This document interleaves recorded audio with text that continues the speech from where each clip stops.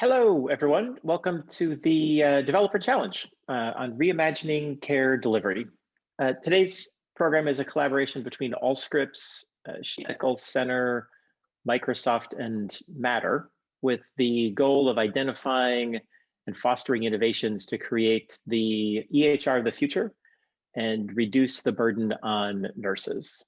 My name is Stephen Collins. I'm the CEO of Matter. We've worked with more than 130 organizations since we launched in 2015. And we've had the pleasure of working together with Allscripts for the last 4 years, with Sheba Medical Center for the past 3, and we're delighted to have the opportunity to team up with them and with Microsoft to produce this program today. I now like to introduce one of Allscripts' leaders, Tina Joros.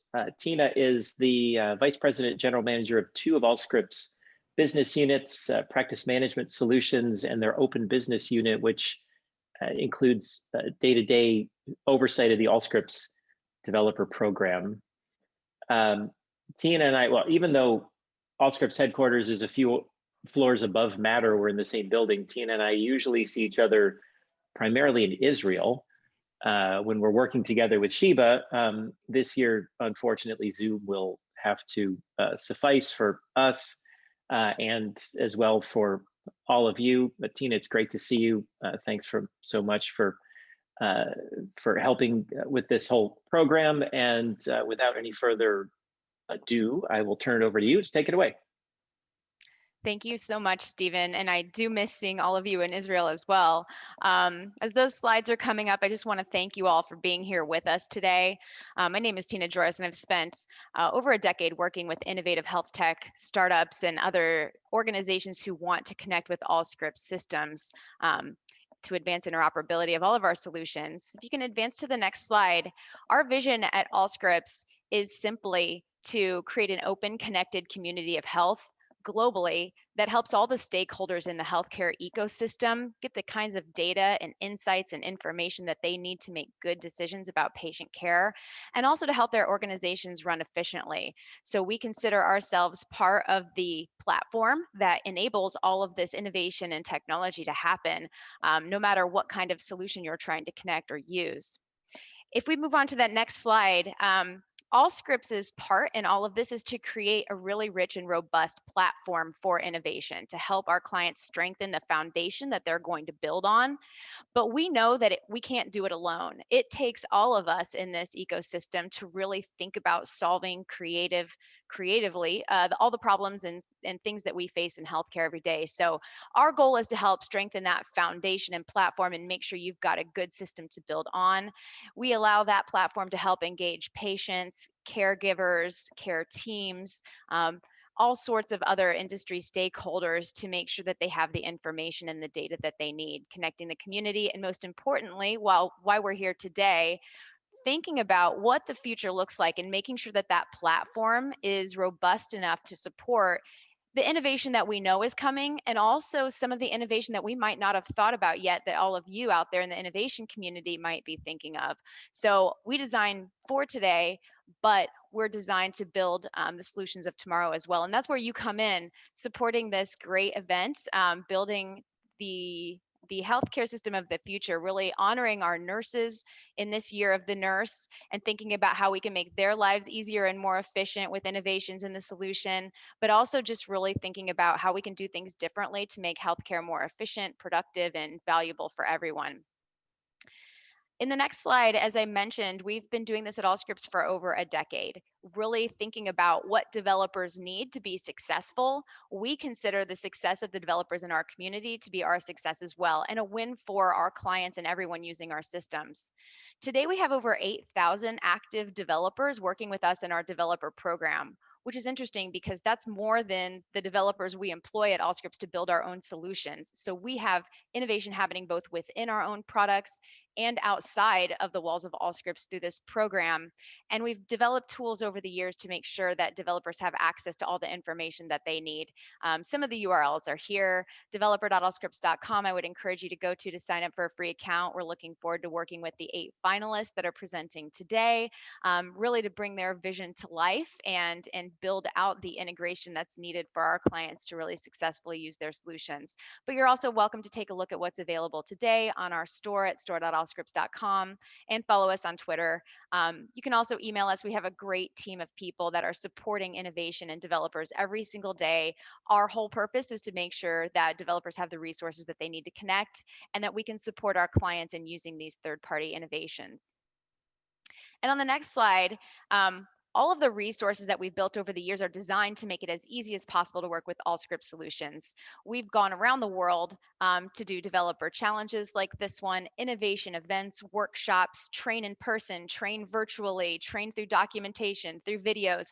Again, our goal is to make it as easy as possible to connect with you. And I'm really looking forward to taking that next step with each of the finalists to make their visions a reality and make them available for Allscripts clients. So we are looking forward to seeing all of the finalist presentations today, and we're so happy that you're here helping us innovate in healthcare and build for the future.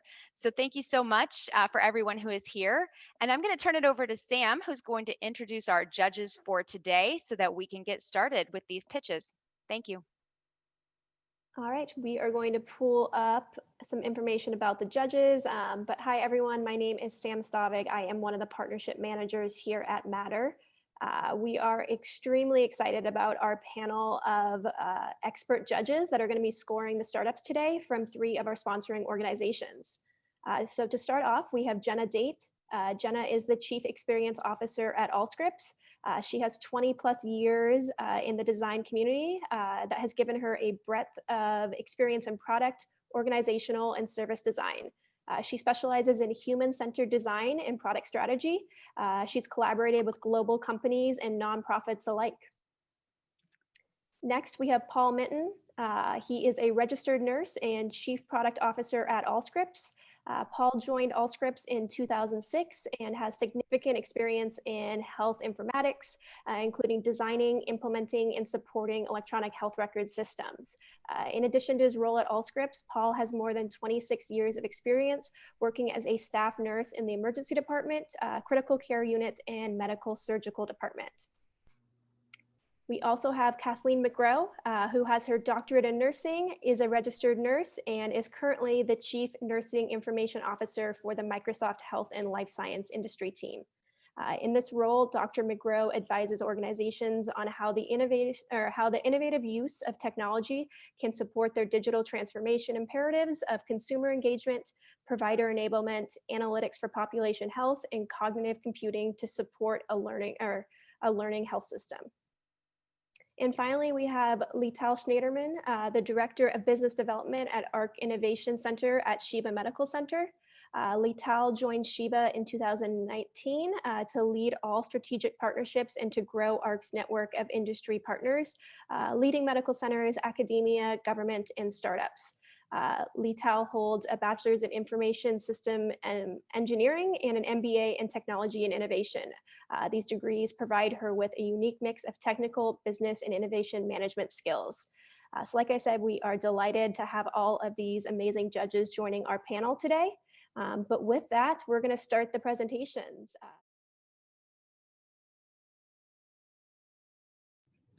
Hello, good morning, everyone. Thank you so much for taking the time here. It's a pleasure to be here and a great honor to introduce you to Medaware.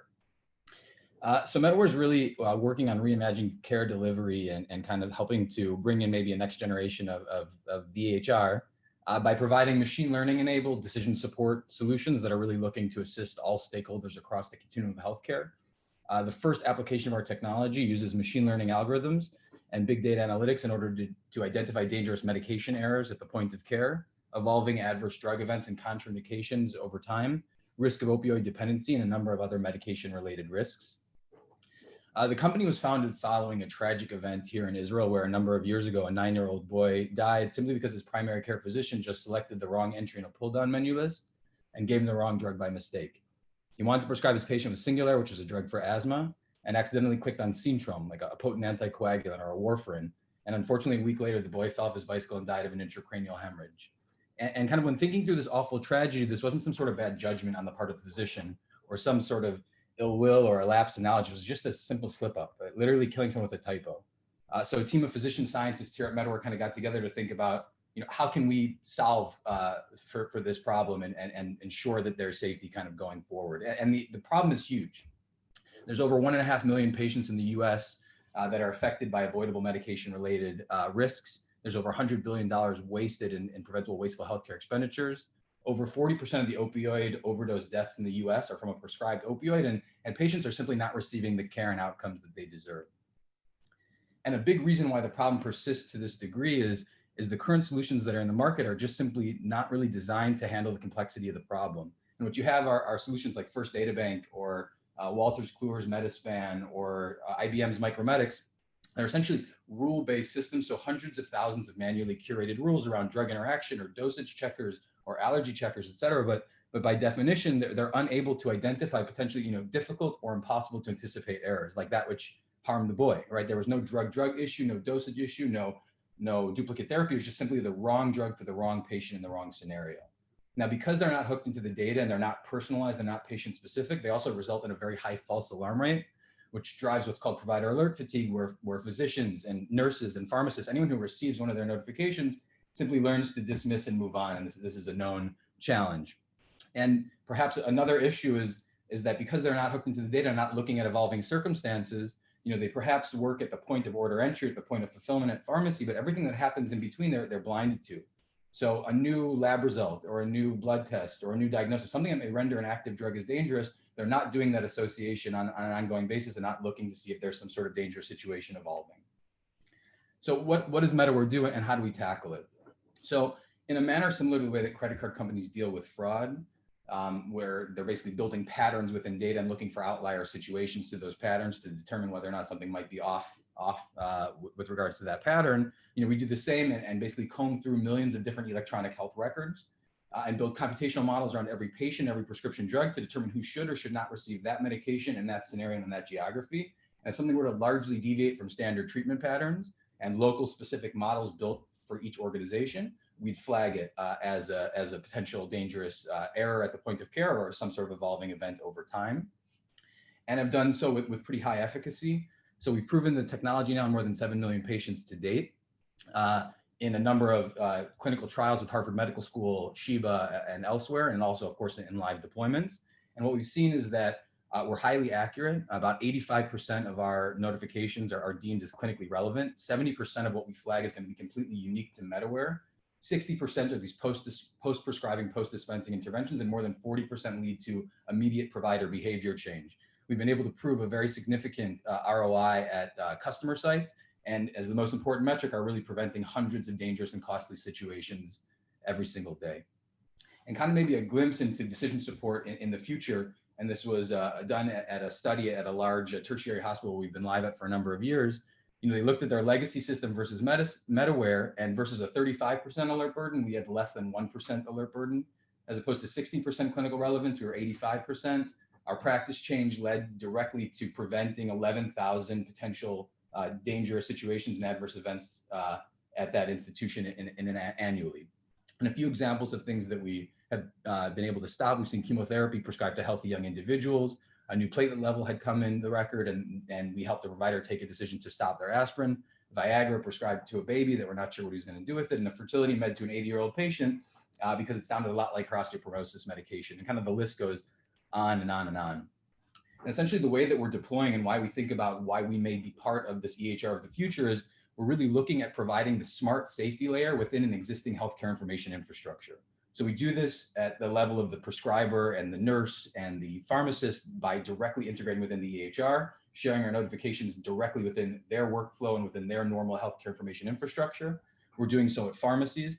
We're doing so with medication delivery systems, and we're very interested in doing so direct to consumer eventually. One of the larger strategic partnerships that we've been able to develop is with a Fortune 500 company directly in the medication delivery space, where we're essentially incorporating our AI engine and smarts directly within their smart infusion pumps, where we're essentially providing point bedside interventions and bedside notifications directly to the nurse to take action on there. We've successfully built a number of interesting strategic partnerships, cover about 40% of the healthcare market here in Israel, are fortunate enough to have partnered with a number of marquee institutions in the US as early as pilots and early adopting customers, and of course are looking to grow that footprint across the board. We are established or founded in 2012. We're about 25 employees, mostly software engineers and algorithm experts, all headed by Dr. Giddy Stein, who's a practicing physician and a PhD in computational biology. And I guess I'll conclude by just saying there's really no bigger data than data that saves lives, and we're very open to exploring partnership and how we can build the EHR of the future together. So thank you very much for your time. Great. Thank you so much, Jordan. We now have 5 minutes for the judges to ask questions. So judges, if you want to come on video and off mute, feel free to ask questions. Thanks, Sam. I'll go first, if that's okay. This is Kathleen. Jordan, excellent. Thank you very much. I'm a nurse, near and dear to my heart. I think every one of us knows of that story where something happened, to someone related to their medications. I guess my question is more around your team, because I heard you talk a lot about the team, and I guess I'm just curious to know how you're getting your insights from clinical folks, for example, nurses, because I looked at your leadership team, I looked at your board of directors, I didn't really see that as potentially someone that you could source within your subject matter experts. So if you could just talk a little bit more about your team and how you're getting your feedback and your information. Sure. So a lot of the way that we're building, of course, is through looking at historical data and kind of continuously learning and improving based on feedback that we have from clinicians at live sites. And we've kind of built a process here that, of course, it's not to diminish the algorithm experts here and what they're building in terms of the AI capabilities within the company, but there's also a lot of clinical knowledge that must go into determining whether or not the findings of this data are relevant. So we've got to have a process of algorithm developers and a team of medical QA, basically, that review the outputs of the algorithm. And within that group are a significant number of nurses who are reviewing the algorithm output and adding in their scoring to what we're identifying as potential outlier situations. Okay, thank you. Hi, this is Jenna Date. I'm a designer, so I'm fascinated to hear to build on what Kathleen talked about. How do you incorporate seamless and ease of use? Safety too, yeah. So it's a company kind of founded, by prescribers, by clinicians, for clinicians, right? So the idea was, how do we deal with some of the challenges that may have existed in the past, or that continue to exist from these kind of legacy, systems that are kind of widely deployed. And the idea was to stay native within the workflow that clinician is used to. So in integration, there's not a second widget or a second tab or a new screen. It's directly within the Sunrise instance, would be a pop or a notification shared after the fact without someone having to get out of their workflow. And same with Chameleon here in Israel, and same with Athena Health and a few of the other folks that we've successfully integrated with. So the idea is to stay native within the workflow. So it's a click and move on, very short description of where we identify the outlier, but essentially it's the clinician's choice, right? We're not saying prescribe this, prescribe that. We're not teaching anyone how to practice medicine, but rather saying an outlier here has been detected. You may want to act on that, click and move on, or et cetera. And I think it's also important in terms of usability and how we think about EHR of the future and CDS and clinical decision support within the EHR of the future is you have to keep your alert burden very low. You have to only be able to intervene and interject when it's actionable, when it's important for someone to take action on that. So a lot of the noise kind of gets calmed down, and if it's a drastic statistical outlier is where we're going to intervene. So in an inpatient setting, you'll see about 1 in 200 scripts will be flagged by MedAware, and in ambulatory care, about 1 in 1,000, right? So it happens more often than unfortunately we'd like, but the idea is to kind of stay native within the EHR, to keep it very short and simple, and keep the alert burden very, very low. Great, thank you. So I have a few, at least three questions. Number one, the ROI, when you talked about the return on investment, how are you quantifying that? And do you have dollar amounts, examples? I know that lives saved is obviously an ROI, so it's hard to you can't quantify that per se, but an actual ROI, do you have that? Sure. Yeah. So in terms of the safety side, right? As you know, we have a pretty good monitoring effect on when Medaware interjected, how long it took a prescriber or a clinician to respond to that notification, and what could have been that potentially saved outcome. So in an ongoing, continuous basis, we are looking at that, you know, that ROI that's responsible on the patient safety side, which essentially is looking, you know, is understanding how do we reduce potential reputational risk, potential liability, and a number of those other things that might be softer. In terms of the hard dollar saving and cost, you know, we did a study with Harvard Medical School that was published last year that looked at, you know, historically, you know, Medaware reviewing 800,000 patients at Brigham and Women's and Mass General, and basically putting a dollar value on what we would have achieved had we been live deployed in their outpatient setting. So in terms of the outpatient, you know, there's kind of third-party validation, and on the inpatient side, I'm happy to share that paper, of course. And on the inpatient side, you know, there's kind of published stats in terms of what is an adverse event cost, right? So, you know, anywhere between, you know, $2,800 for something that is, you know, significant but not life-threatening, all the way to $8,000 per adverse event. So what we're able to do, and I'll give an example of a large hospital. You know, we're live at a 1,700 bed hospital. You know, we'll flag about 26,000 you know, potential situations there annually. About 11,000 will lead to actual behavior change. And if you take a range of anywhere between $3,000 and $8,000 on those behavior changing notifications, you get to a pretty substantial figure there. And that's kind of in proof in practice as we're going. So, you know, when we're working towards deploying at a customer site, we can run through the numbers in terms of prescription and number of beds and what's covered, et cetera.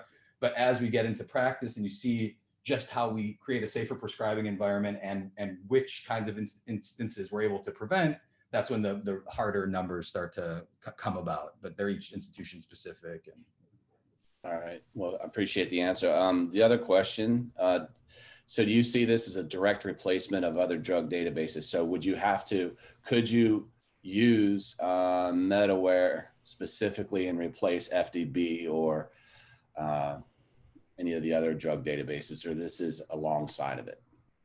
So, you know, we prefer to be a friend, right? So there's no replacing the knowledge base that's been developed by an FDB or a Wolters Kluwer or any of them. We do believe that they can be personalized to an institution in a better way by applying AI and statistical properties on institutional specific data along with the significant knowledge base that they've built. And everything else that we're doing is completely complementary, meaning it's just things that they're not covering because they're basically not looking and building institutional or patient specific models and rendering their judgment on whether or not this drug makes sense or not. So starting, right, we come in as complementary, but something that we've been working on with a number of health systems and some of the larger ones is how do we, you know, improve upon the existing solution right now, meaning how do we come in and complement and add our added safety layer, add the added safety net of Medaware, plus some of the opioid dependency risk scoring, which we didn't really get into, but that's a whole nother area around medication safety that is obviously timely and that we think we have an important answer to. But we also are very interested in, as the next phase, not replacing those solutions, but optimizing them, focusing on those 200 interactions that are causing 90% of the alert fatigue and figuring out how do we make those smarter with the health system partner and with the database partner. If it's an FDB or a Wolters Kluwer or whoever it might be. And last question, I'll relinquish my time.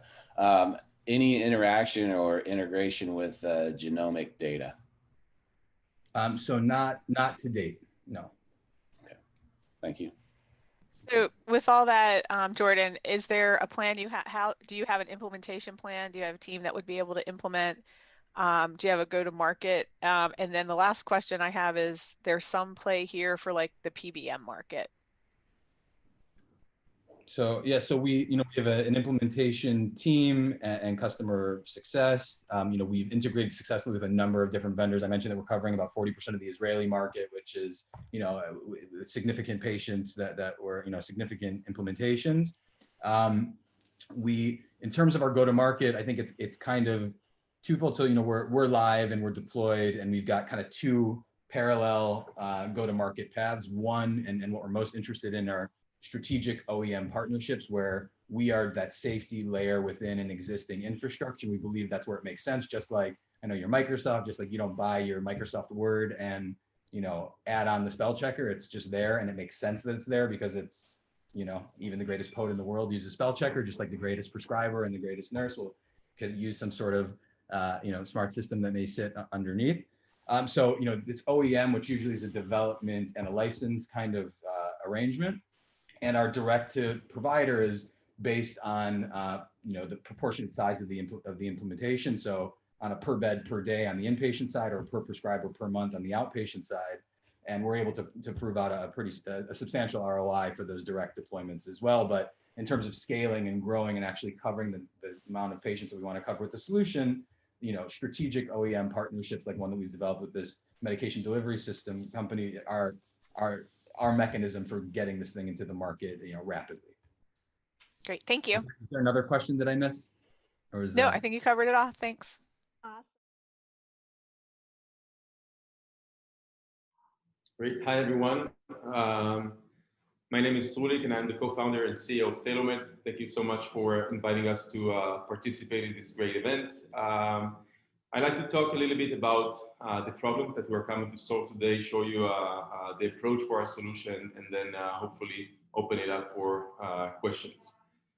So our mission statement is to remove financial barriers to care. The company was founded about 4 years ago after realizing that for many Americans across a variety of different therapeutic areas, in addition to the hardships related to the diagnosis itself, there is a significant barrier to get the treatment they need, which is related to their ability to pay for care.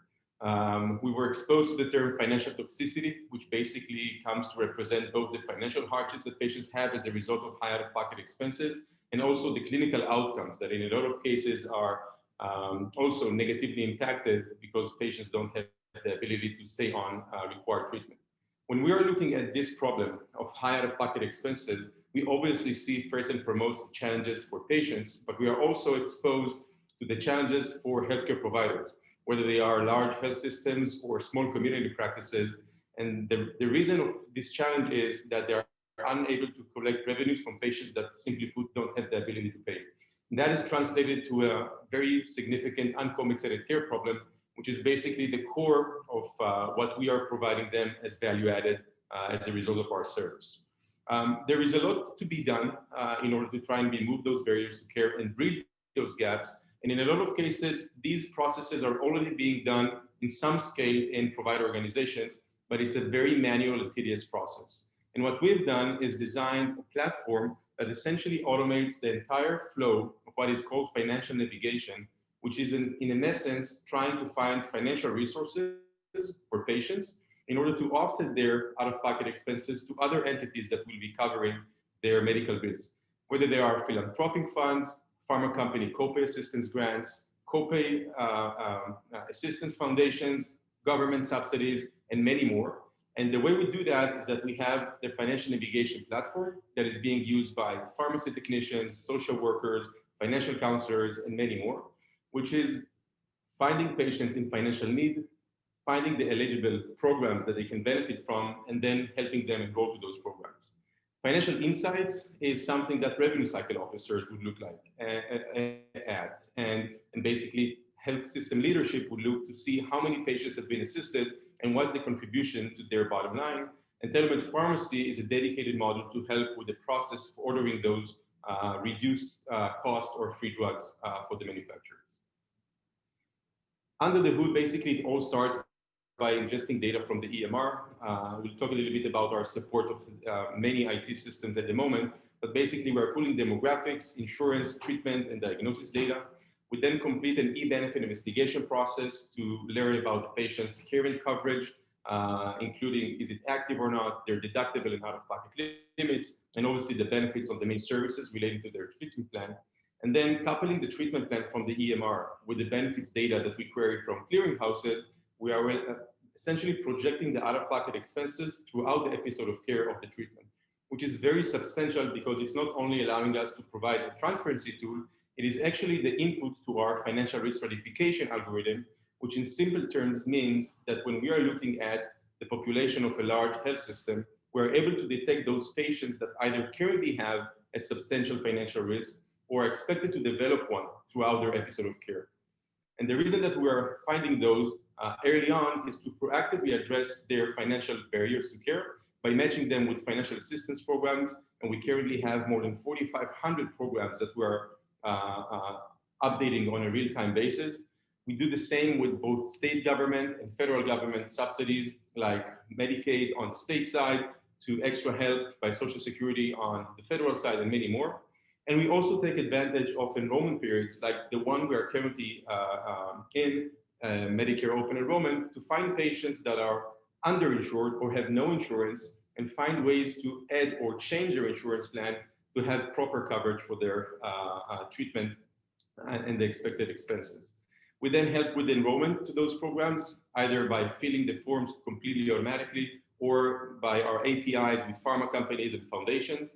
And then everything is tracked under one analytics and reporting system.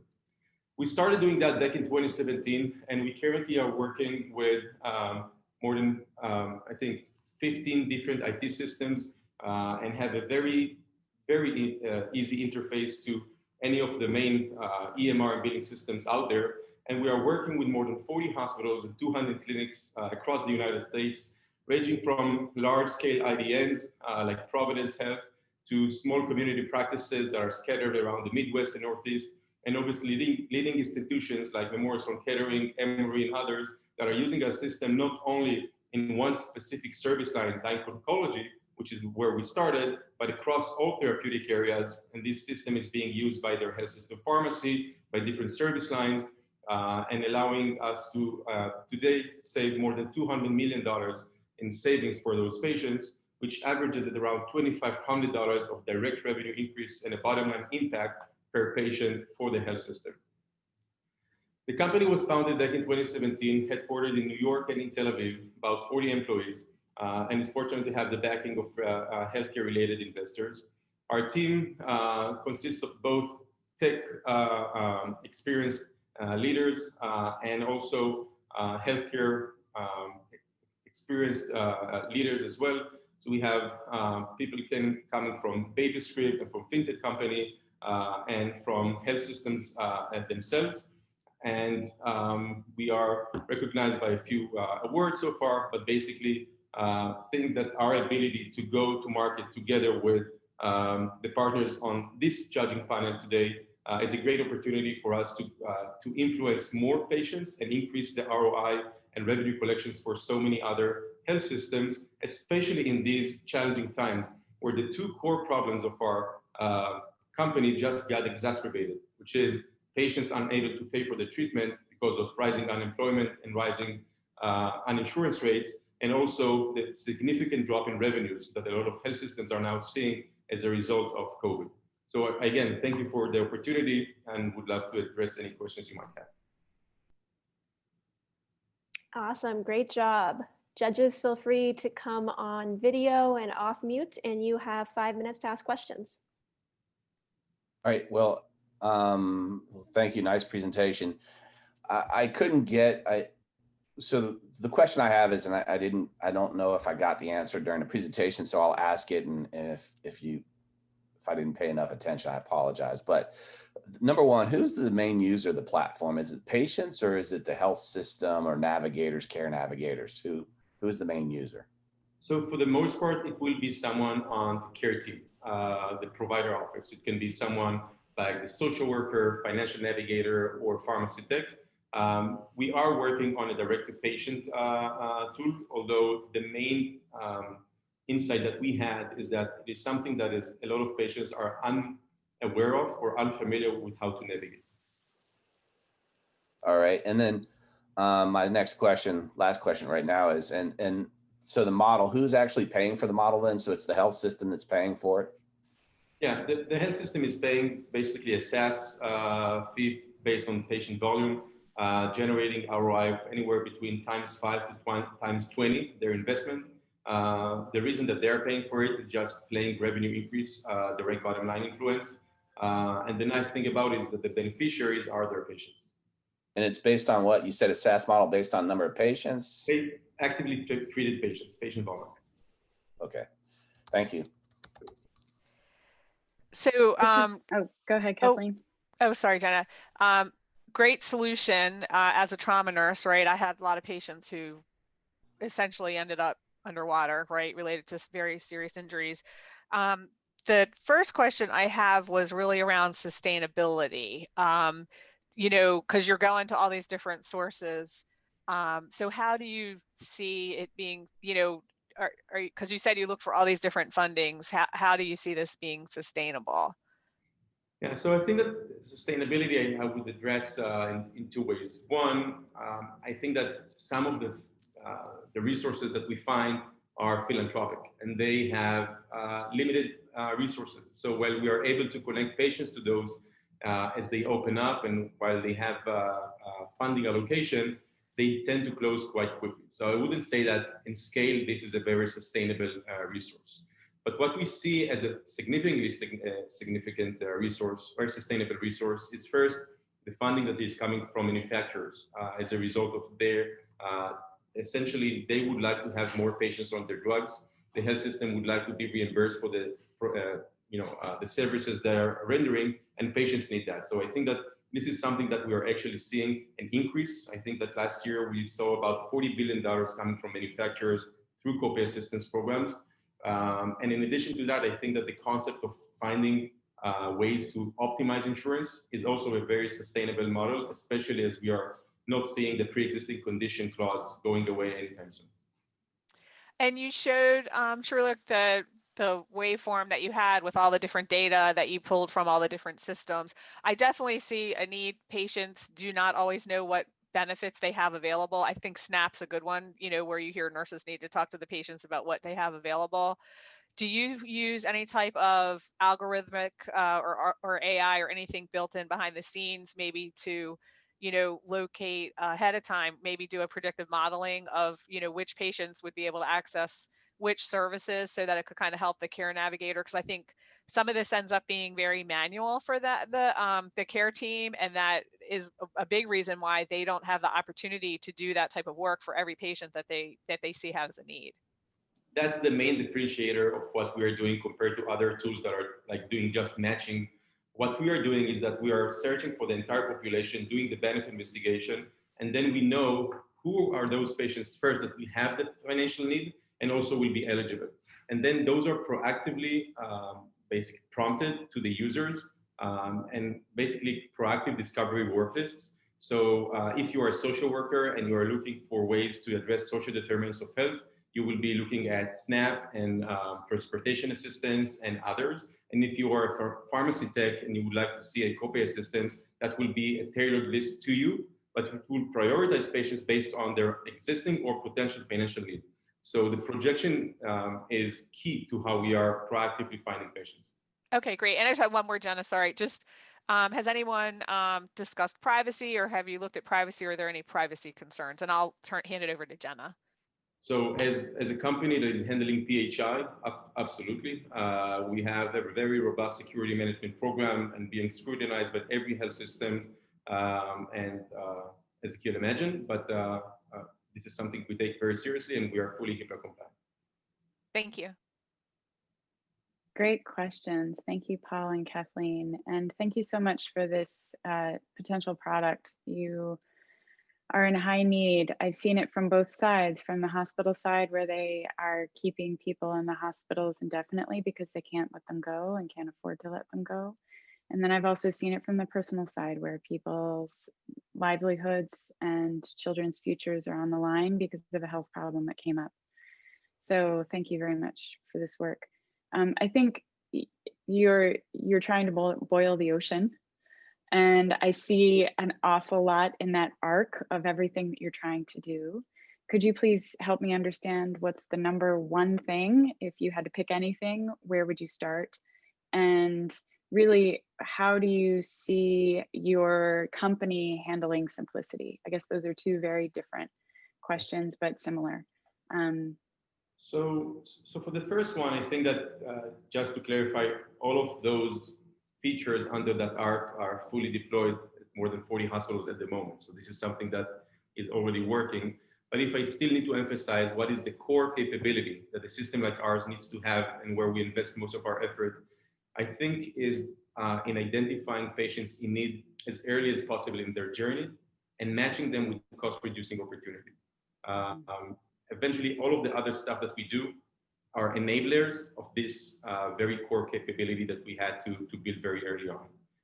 When it comes to simplicity, I think it's a huge question for us. I think that one of the things that we're seeing is that, first of all, we identified and chose to go first to the caregivers and the case managers and the social workers, because the early days of the company were focused on high-cost specialty areas like oncology, where the population is not necessarily able to comprehend both the grave diagnosis that they're getting and also how the hell are going to pay for them.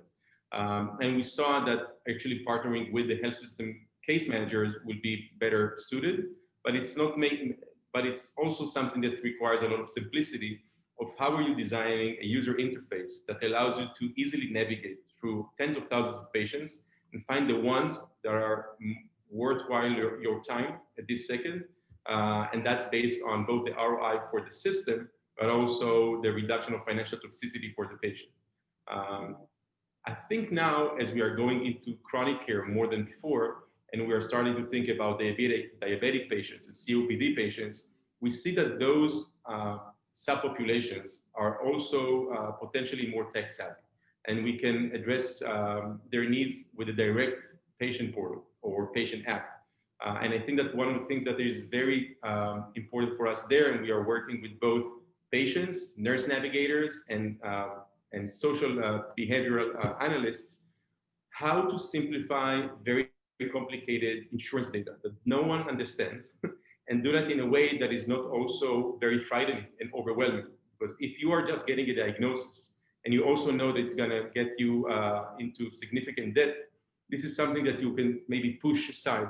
So I think that a lot of our design elements are geared into how not to scare off, but actually engage patients by telling them then that while there is a cost associated to your treatment, here are the opportunities that will address that. And always keep that, I would say, balance between transparency and actionability on reduction of cost. Okay. Hi, I'm Maura Sheik. I'm a clinical radiologist, cancer imaging expert, and founder of Kabisme. Thank you for this wonderful opportunity to present to you today. So I lead a team that sees the future of medical imaging. For years, we've been building a bold and visionary startup in order to translate critical need precision imaging tech, such as for cancer, into routine clinical care. But to achieve this moonshot, we have to tackle large barriers. Anybody with a child can relate to a messy playroom full of Legos, which happens to be a fantastic metaphor for the problems we face. We have exploding big data and numerous silos. The volume, variety, and veracity of big data are exploding at unprecedented velocity. This chart from Deloitte shows the number of images in purple increasing at a dramatic rate relative to the number of radiologists in green over the last 20 years. If you can believe it, it's estimated that radiologists now read each single image every 3 to 4 seconds. This is leading to alarming increases in error rates and misdiagnosis rates. Based on a recent Institute of Medicine report, we can estimate this problem to carry a $375 billion price tag for the US annually. In my clinical work, I spend most of my time on menial tasks. I have to work up a legacy PACS interface, sorting and viewing each and every image akin to every single Lego in a disorganized pile. For clinical information, I have to log into a separate interface and surf through the EHR. I record my notes with my voice to send my insights into a legacy report system. The referring doctor receives a PDF report with text only. This is completely archaic for 2020 and not sustainable. Over $2 billion was invested in AI automation using closed deep learning training, coined black boxes, to create imprecise heat maps of data features, adding more Lego bricks to our workload. Worse, a recent letter by the American College of Radiology to the FDA documents that 93% of radiologists say these black box algorithms are unreliable. Our talented Kabismi team thinks differently and has a real solution to the problem. Kabismi is building a medical insights cloud platform that combines robust visual analytics from human body big data and innovative interactive 3D interfaces. We augment the trained doctor's immense visual cognitive abilities and allow the computing system to do the heavy lifting of sorting big data. The computer cleans up the playroom. Our innovative interface creates a representation of each patient in 3D space, puts doctors in control, and provides new search and filter capabilities. It densely stitches medical imaging data into a new anatomical ontology, which then provides a scaffold for other types of data, such as sensor data and genetics. By comparison to population data with classifiers, including deep learning, this technology provides virtual biopsy predictions of biomarkers of heterogeneous tissue that we can't see today at a very granular level.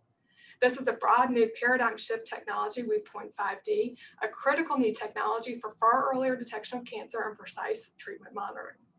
Here's an image from a recent publication with imaging leaders from the National Cancer Institute, independently validating our method showing granular biomarkers in prostate cancer. No other known technology can do this. Our powerful cloud 5D capability layer combines our visual tech with the state-of-the-art relationship management cloud system called NexRM.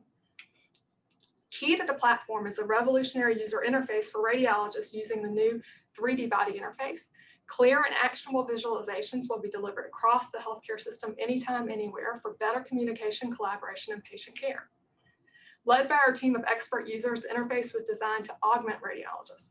The bottom arrow represents what's so horribly wrong in the current radiology system, visual multitasking. Based on review by our top advisors and experts in visual analytics and cognitive science, we believe the many mental breaks that current workflow is causing is leading to the alarming rates of errors and misdiagnosis that we're seeing, because it's inhibiting the visual processing and flow that our brains excel at. We want radiologists to be able to get into the cognitive end zone and experience a state of optimal performance while using advanced computing with augmented cognitive flow. We will decrease the time for each task and reduce errors, and this shortened doctor's time has significant potential financial value. I think I can further convince you that we have a real solution by breaking down the problem for the doctor users a bit more. Wasted work for moving and accessing data will be solved with cloud data integrations and a unified, intuitive interface. Cognitive overload will be remedied with a search and filter 3D body interface to remove noise and enhance signal, which we predict will someday lead to 80–90% elimination of current menial tasks, sifting. Visual multitasking will be remedied with this new experience of augmented cognitive flow with advanced visuals. We're going to provide immediate short-term returns for enterprise customers by making radiologists much faster and reducing errors. Our 5D capability layer will deliver exponential precision value over time with innumerable potential use cases, all positioned in a massively expanding digital health market with scalability and network effects across a powerful XRM core. As a doctor, this isn't just an amazing market opportunity, it's a potential massive home run for public health. Based on months of research by an independent think tank, we have validated that Kabismi sits in a blue ocean. We are the only known group with 5D technology who are creating a big data visual analytics interface using explainable AI. Notably, 5D is a high throughput computation method that's a critical leap over our competitors, as denoted by the red line, many of whom use older error-prone radiomics methods. We have a world-class team of partners. Unfortunately, I only have time to introduce a few key members responsible for making our next step successful. Noam, a noted systems engineer, was VP of Engineering at Qualcomm for over a decade. Kevin exited Impact MD to Allscripts. James has over 20 years of 0 to 1 UX development experience and has led teams over 100. Alex is chair of radiology at UCSD, an expert user advisor who's helped develop Kabismi's concepts, who is actively supporting our pilot and a critical leader for radiology at this crossroads of transformation. And lastly, Raju, founder of our partner Prama, was formerly leader of technology advancement and strategy at Humana. While our competitors have tried to shoehorn their technology into a problem, Kabismi has journeyed through the problem and is creating a validated and real solution through a data-driven design thinking process. We are now building and marrying our team's work with Proma's low-code XRM, which is built on Microsoft Azure Cloud. We plan to launch our MVP for beta testing with our pilot being actively supported by UC San Diego. We will be consolidating traction for 2 additional beta customers over the next few months. We believe we are a perfect startup strategic fit for Allscripts and Microsoft that can deliver the EHR of the future. Our 5D capability layer built on a state-of-the-art XRM. We can deliver the Healthcare Cloud Prize medical imaging 90% of digital health data. And importantly, we also offer an avenue to avoid past errors with top-heavy enterprise customer sales that ignored the likes of me, the expert doctor user. We are committed to democratizing health innovation because we understand how critical this is to ensuring that our ecosystem supports the best ideas from those who best understand the problems that must be solved. You see, we understand that the critical need, remarkable transformation that we can create for our healthcare system when we see the future together. Thank you very much. Awesome. Great job, Moira. We now have 5 minutes for questions. So judges, if you want to come on video and off mute, you can ask questions. I'm trying to pull up my screen so I can see you guys again. Jenna, do you want to go first this time? I'm sorry, was that to me, Kathleen? Yeah, why don't you go ahead and go first, Jenna? Okay, sounds great. So thank you so much. I truly appreciate your work and everything that you're doing. It's an incredible space. I know a lot of AI is struggling with diversity and inclusion, and many of the AI models have been built towards white men, honestly. And I'm wondering if you have any thoughts on how you are battling that. So I think so it's true. And what's so frustrating about it is that the lack of diversity in radiology is such a flagrant example of how the lack of diversity leads to, problems. And we're literally at crisis level while, the hierarchy of radiology has been pushing the same thing for many years. So diversity is critical. So part of the reason we're fighting it, and we have, a very diverse group of men and women, and a leader like Alex Norbash, who also realizes how critical diversity is to making sure the best ideas kind of get through and get funded and get resources. My answer to that question is that, we are creating networks within radiology with the right leaders, as well as external with wonderful groups like Matter, because those alliances are what is going to create the lever to change this, to create the right ecosystem between startups and industry and academic leaders. Okay, great. My other question is so from my perspective, the problem with the system is how radiologists are paid. Not necessarily, the reason they're spending 3 minutes per read or less is because the more they get through, the more they get paid. So I'm wondering what your system is doing to help radiologists perform at the top of their license and not dumbing it down so much for them that now they're spending 20 seconds on a read. So yeah, so that's exactly what we need to fix. And I see that practically in practice all the time. And it's very frustrating. And we have, I would say the vast majority of doctors are very responsible. But you do see people who, are, paycheck driven, and they're willing to tolerate this bag technology and, a status quo and take their big paycheck home. So, that's something that we are committed to fixing as a culture as well. And I think, from the perspective of the doctors, though, it's because the problem has gotten so bad and most of them are not in charge of the technology that's been handed to them. So they're having to make compromises. So if you say that you're not going to get through all your cases, then somebody else gets hurt. So it creates an atmosphere where the doctor has to make trade-offs that we should not be forced to make. How we make sure that we take away that problem and optimize what the doctor is doing so that they can be a professional again, is to take off the workload that's causing this problem. The reason we have to go through each image every 3 to 4 seconds is because the number of images is just exploding and we're on these legacy systems, right? So, so that's what I was describing, why it's so important for us to get these new user interfaces into the market immediately, which we can do. I mean, this is literally a healthcare public health crisis. It's so bad when we see the number of error rates and the misdiagnosis rates. So the way we would fix the problem is with this interface that stops all that extra menial work that the radiologist has to do with the 3D body search and filter. And we estimate, right off the bat that we're going to be able to make the radiologist twice as fast in each task. So that would eliminate that problem. Thank you. I want to pass it off to the other judges. I appreciate that. Thanks, Maura. I thought that was an excellent presentation. And I do see, that radiology and imaging is ripe for AI. We know that that's, top of mind for everyone. My question is more to how do you see the adoption by the providers for this technology? As you said, the radiologists certainly aren't told whether they, being able to choose their system. So how do you see the adoption?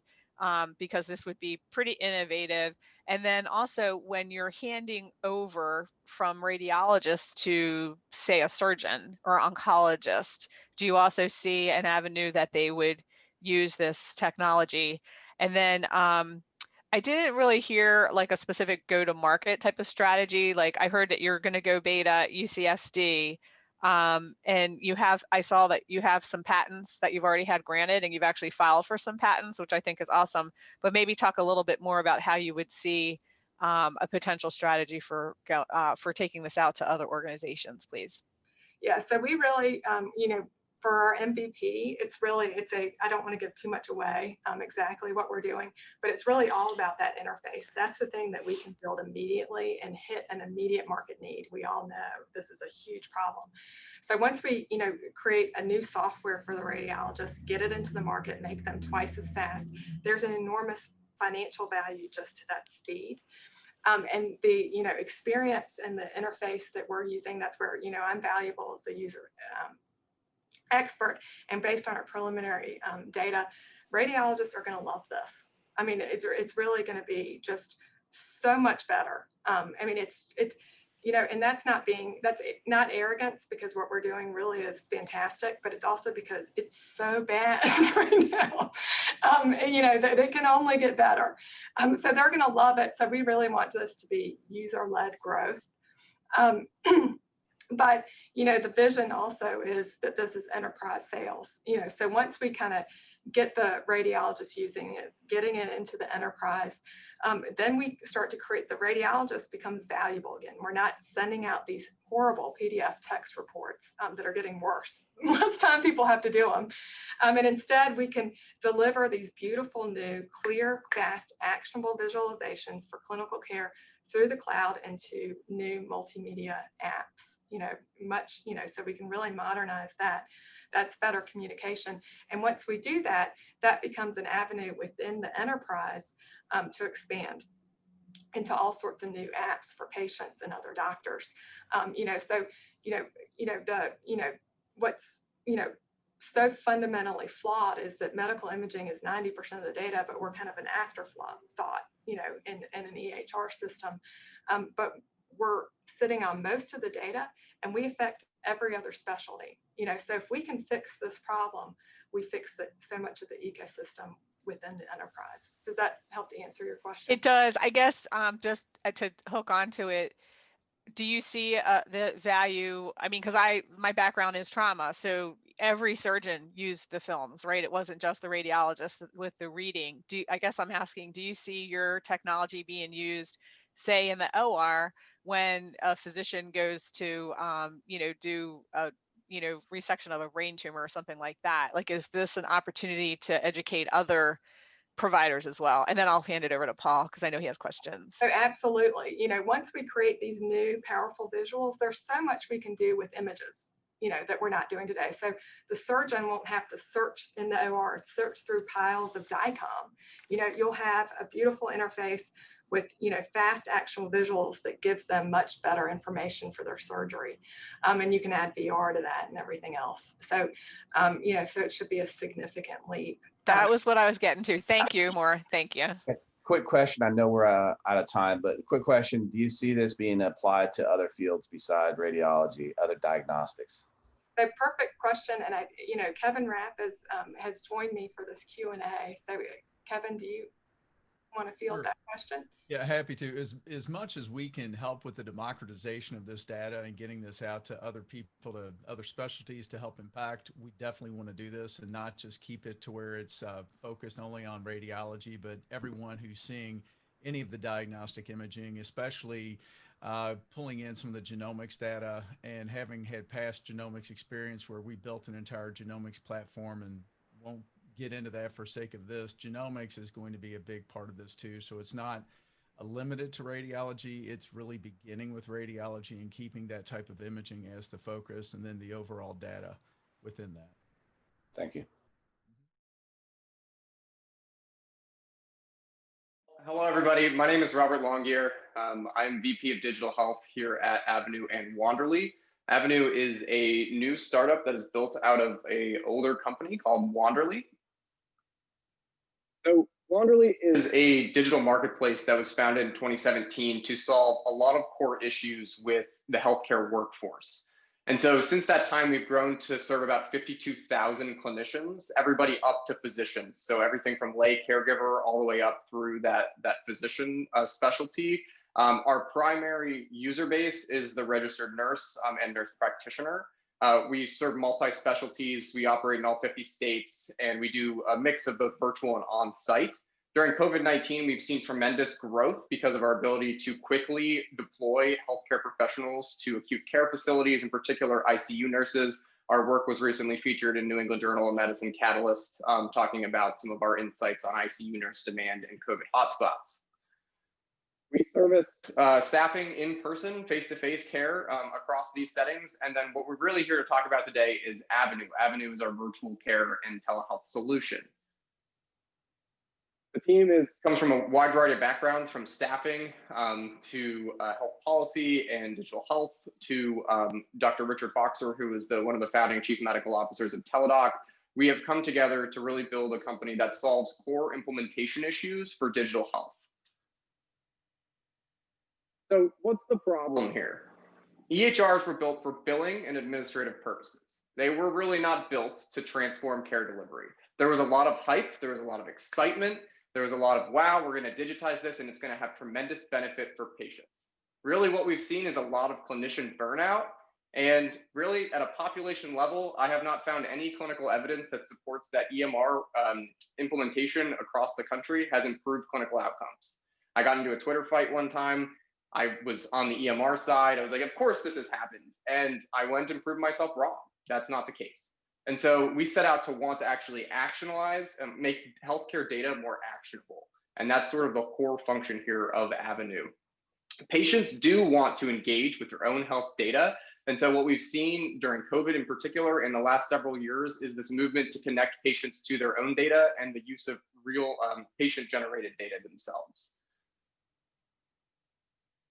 So what do we do? What are the main barriers for virtual care implementation? One is upfront capital requirements. Organizations have to invest a lot of money to build these patient-focused remote patient monitoring and virtual care programs. You have to have access to clinical workforce. You can either reallocate from face-to-face operations, or you can hire more staff. You have to adjust your workflows. So if you're going to build a virtual care service line, you can't just plop it on top of what you do already. It really does have to be a standalone service line.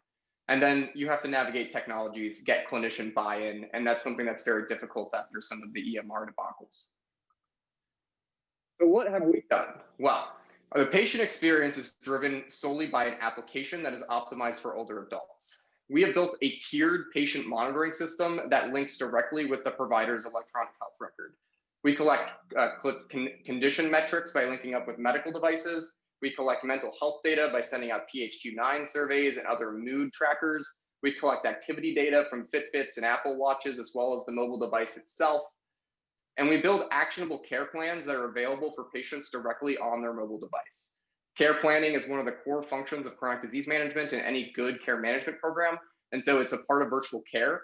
Typically, though, it's difficult for patients to access and understand their care plans. And so we built smart goals with reminders into this application that is truly built for the patient. We also collect social determinants of health data using the Prepare survey methodology, so that information is available to the treating practices. We also use a human element. So it's not just the technology, but because of our link up with Wanderly, we use actual healthcare providers, primarily nurses and nurse practitioners, to do an audio-visual evaluation with patients on a monthly basis. I'll talk about that a little bit later. What do we collect?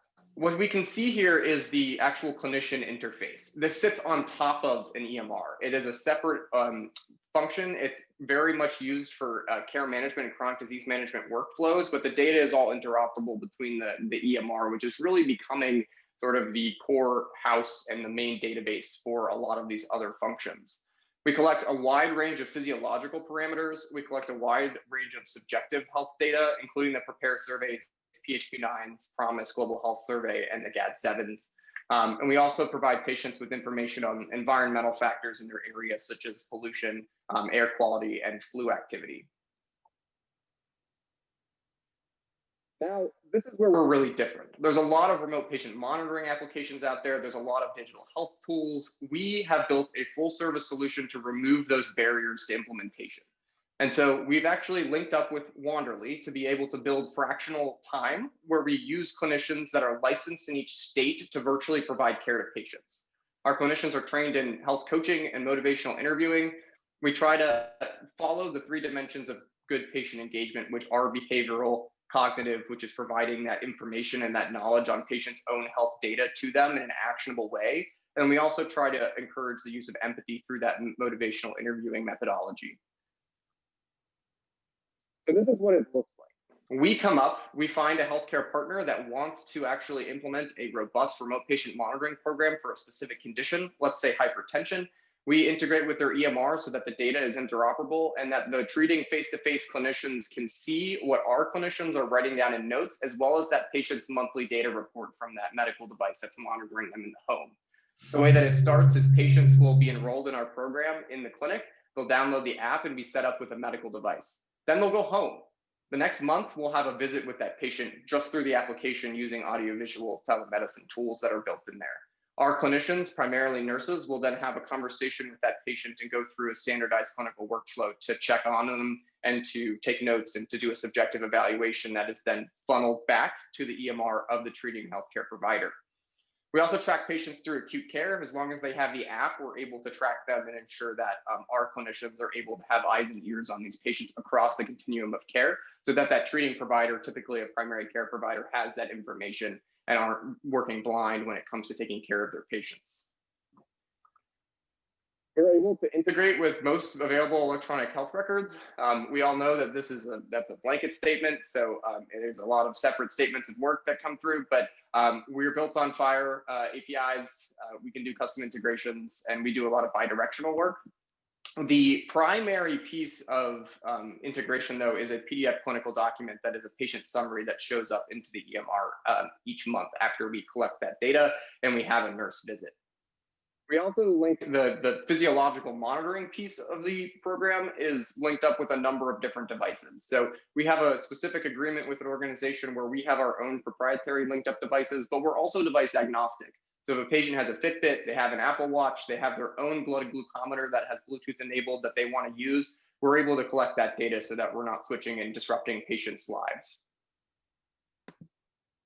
As a model case study, we worked together with OnRise, which is a telepsychiatry organization, to build a behavioral health integration model in primary care. The way that it works is a patient gets enrolled during a face-to-face primary care visit, and they get set up with the application. We then do monthly mood and PHQ-9 tracking, and if everything's going well, we'll use our nurses to have a conversation with that patient on a monthly or bi-monthly basis to check in and see how things are going with treatment. If a number of flags come up or there's a reduction in PHQ-9, then we're able to escalate that to a psychiatrist that can do a virtual visit through our application.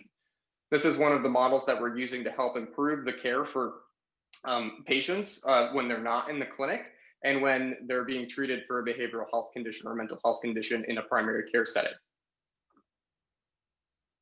What makes us different? One, we're omni-condition. A lot of remote patient monitoring technologies are built around hypertension, built around diabetes, and we're able to support a wide range of clinical programs for chronic conditions and post-acute care. We're also device agnostic. That means that we're not just shipping out our particular blood glucometer, we're not shipping out our particular sphygmometer. We are able to collect data from a wide range of devices that are continuing to grow in the market. And so we don't want to be shifting around and dealing with that. We want to make sure we get that information and patients are able to connect it and use it easily. We also have the staffing component. We're able to build virtual care teams with licensed clinicians in the particular state in which we're providing care for patients.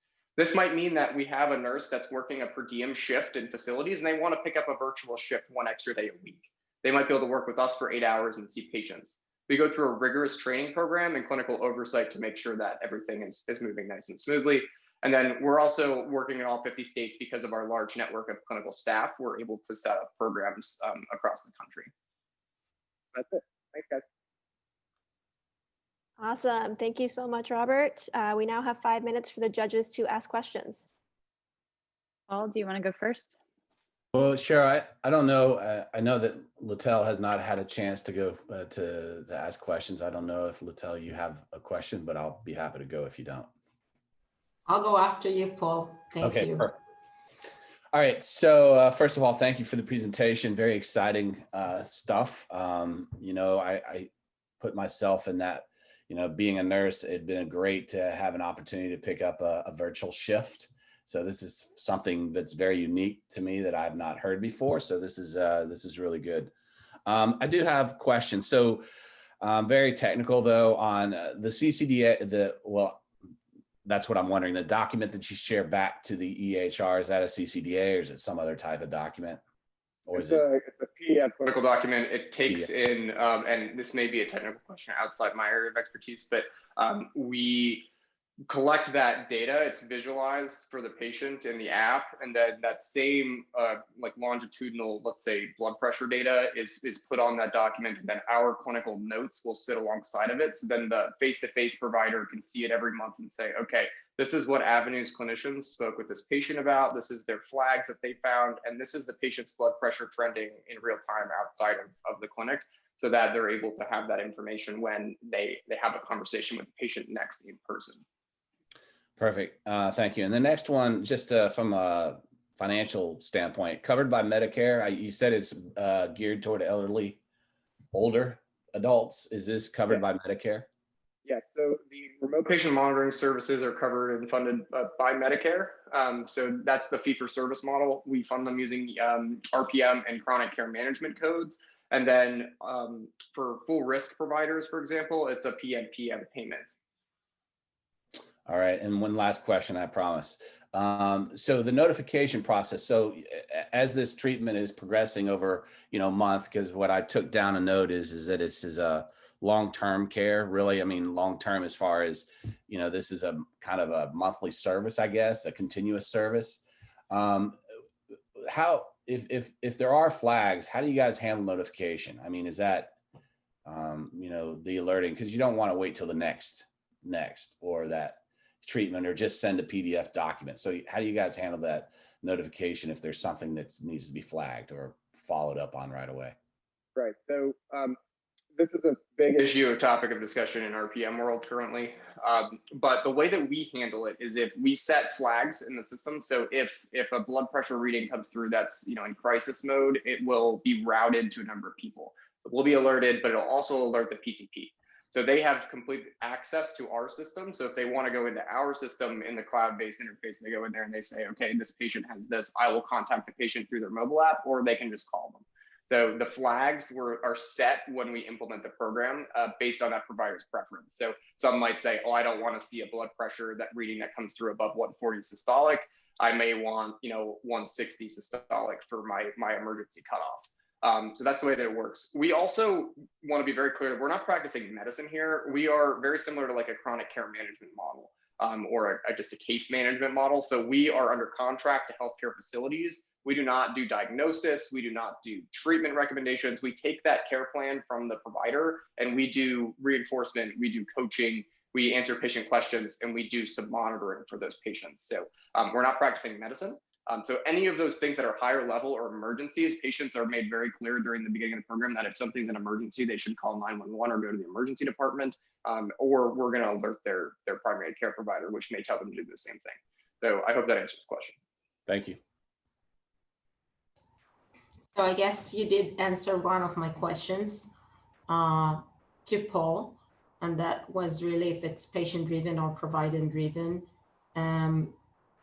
So I'm just curious if you can share some stats on number of patients currently using the app, number of providers, and some usage stats. And the next one would be that we see this shift with many of the tele companies where they slowly build more patient journey features into their service rather than just a video app. And we actually use one platform here at Sheba called Datos, running some chronic disease management like remote cardio rehabilitation and psychiatric. So my question to you is, what's unique in your solution?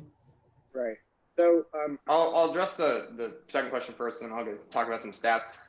So what we saw, I think, in the early 2000s, all the way up through about 2015, is telemedicine was very physician-centric.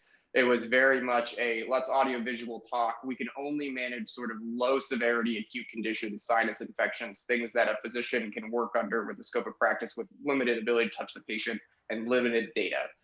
Since then, I think we've started to see this large shift, particularly driven by COVID, towards chronic care models like cardiac rehabilitation, congestive heart failure, remote patient monitoring, hypertension, remote patient monitoring, and diabetes, remote patient monitoring. So what we've done is built a model that can support all of those. So when we go talk to a health system, for example, and they say we want to roll out, let's say, an annual wellness visit model under Medicare MSSP population, they might say, okay, we want you to just bring our quality metric up to do this. That's a 60-minute care planning session that's facilitated by a nurse and documented in their Cerner system. And so when that happens, we then get the app in the hands of the patients, which then allow us to build new programs. So as the apps get in the hands of the patients, because we can collect blood pressure, blood glucose, we can do behavioral health, because we can do all those different elements, a system can really onboard us to do a lot of their new virtual programs. So if they want to start with hypertension or annual wellness visits, then they roll out to diabetes, then they roll out to their congestive heart failure clinic, and they use one app, and patients may be seeing multiple providers at that system. And so that's one way that we're different. The other way that we're different is because we bring the clinical staff. So a health system right now can go out and buy any number of remote patient monitoring technologies. From us, we're able to quickly scale up these programs because we have access to the clinicians across the country that want to do this type of work. It's more in line with their beliefs. It's more in line with their reason they got into healthcare in the first place, because we're trying to be very proactive at helping patients pursue better health or stable health in that case. In terms of stats, the application is used across a number of health systems currently.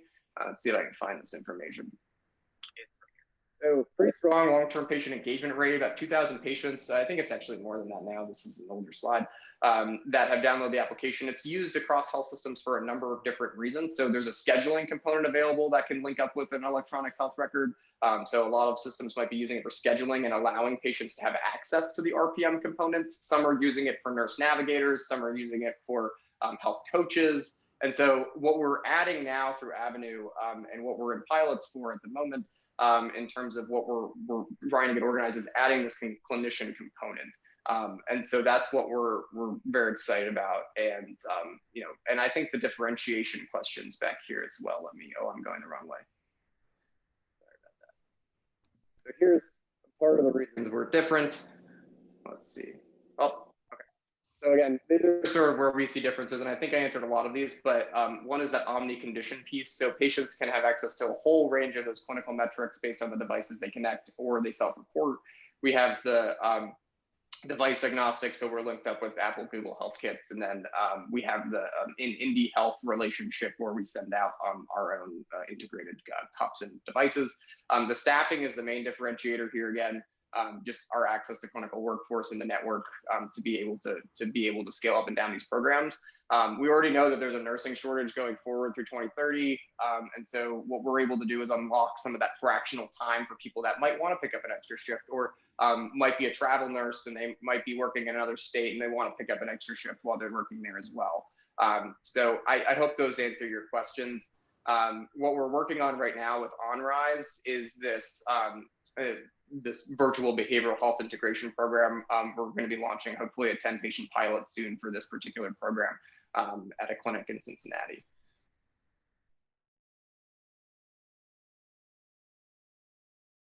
Hi, good morning, everyone. My name is Beth Brooks, and I'm a registered nurse and have been working with the team at AVA. I met them 3 years ago when I started mentoring at Matter. And one of the very first things as stand-ins to me were talking to me about the company. They explained that a team of staff nurses at Cedars-Sinai helped do some of the initial work to design the software using a voice assistant to help the nurses make requests. And so they were able to take artificial intelligence, embed that into a clinical system.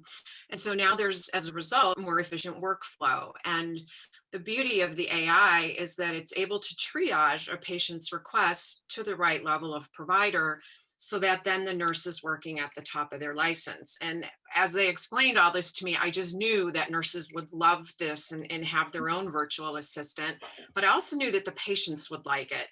And so, of course, I went and dug into the nursing literature and looked at interruptions and some of the things that happen day to day on a busy clinical unit.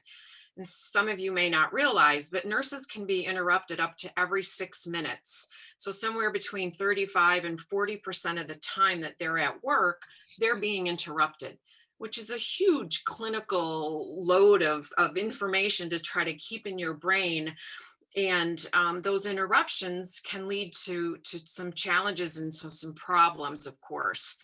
So here we are in this healthcare system. We have spent billions and billions of dollars on all these different solutions, but yet none of the solutions are talking to one another. And here at AVA, we believe that voice technology is that solution, and that voice technology will allow us to integrate all of these different disparate systems that currently right now aren't talking to one another. And so we have this interoperability issue where people are still in silos and we aren't able to coordinate communication between dependent groups. And so then, of course, the poor patient doesn't know if someone heard their call and if they're going to come. And so the patient is actually able to talk to AVA in their room. AVA can provide reminders about medications and reinforce patient education. And so it's a wonderful way to engage a patient at the bedside and then assist the caregivers. So Stan's going to talk a little bit more about the features and functionality. Yeah, thank you, Beth. Just building on Beth's point, AVA integrates in with the patient and nurse-facing systems already in the hospital. And that includes everything from patient engagement platforms to EHRs, like Allscripts, care communication platforms, like Microsoft Teams and others, so that the ROI ends up coming not just from the usage of AVA and our new tools in that system, but also increased, easier utilization of the other tools that are already there. And so you're just getting more usage out of those systems as well. Our platform itself really works at 3 levels. It's the devices themselves in the patient room. And we work with Alexa, with Google Assistant. We're pretty agnostic on that front. The middle piece there is the mobile platform. And we have our own mobile apps, but we really are probably most powerful when we combine with other platforms like Teams. And on the back end, you see we have kind of enterprise grade control of everything from the smart devices to the workflows. It's also where you get your analytics as well. So those are the 3 levels of the platform. Just want to do a quick shot of the device in the wild. This is at Cedars-Sinai Medical Center. You can see we put the device up on the wall facing the patient because I think, as most of you know, the lights tell part of the story and help communicate with the patient. We also kind of keep it up out of the way of the nurses and EBS. Here's just some samples of requests to illustrate how it's used. You'll see on the left side, patients use it for everything from serious requests like bathrooms or falls, on down to more experiential things like music, jokes, reference lookups, things like that. On the right side, you'll see that the care team also uses the device quite a bit. And this is both for nurses or other clinicians when they're in the room and perhaps want to access the EHR. They have their hands full, but want to bring up the patient x-rays or access their vitals. They can now do that just with their voice. They can also program things like reminders of appointments or medication or other activities. They can connect with other members of the team around the hospital. Again, hands-free, they could call in for transport. If they're feeling insecure in a situation, they could do a code gray, ask for backup. And increasingly, we're getting into Spanish and other language translation to kind of take away that friction from the patient-nurse relationship as well. One of the core interactions that we help with is simply asking for help. So a patient says what they need in any kind of language, or I should say kind of phrasing it, whatever's natural for them. We understand, and then we route that request to the most appropriate role for that request. So in this case, the patient is asking for help going to the bathroom. This hospital asked to send that to the CNA. If they'd ask for medicine, we would know to send that to a registered nurse. If they'd said they were hungry, we might just send that straight to the kitchen, which we do with some clients, saving the nurses from having to deal with that request. The nurses get a lot more information than they typically get from a nurse call. You can see that on the right side of the slide. You get a lot more context. You're often able to resolve an issue much faster. May not even have to go into the room to resolve it. You're also, very importantly, able to respond back into the room. This is two-way communication, so I can immediately acknowledge that I heard you. I can respond with a voice message or even make a phone call back into that room. So we've turned these devices into two-way communication platform. The upshot is that the patient knows that help is on the way and feels better, and the nurse is better equipped to handle that and has less stress having to deal with it.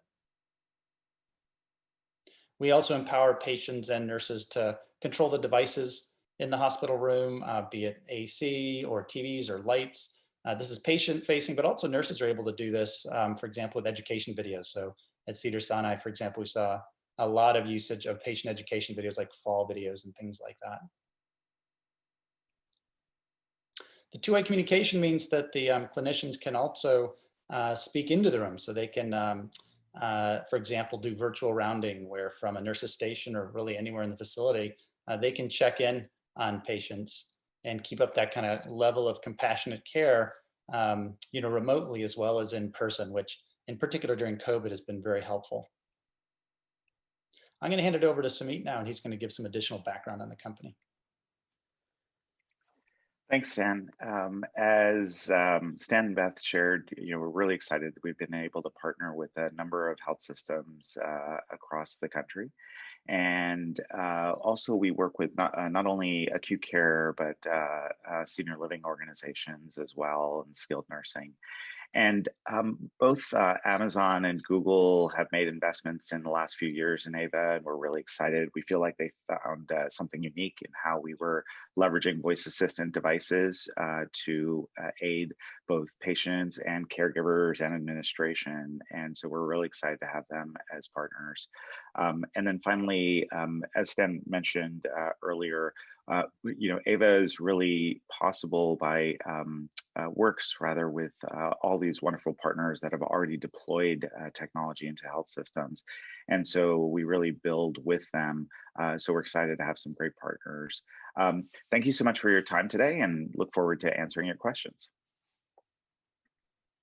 Awesome. Stan, Sumit, and Beth, thank you so much for the presentation. We now have 5 minutes for questions from the judges.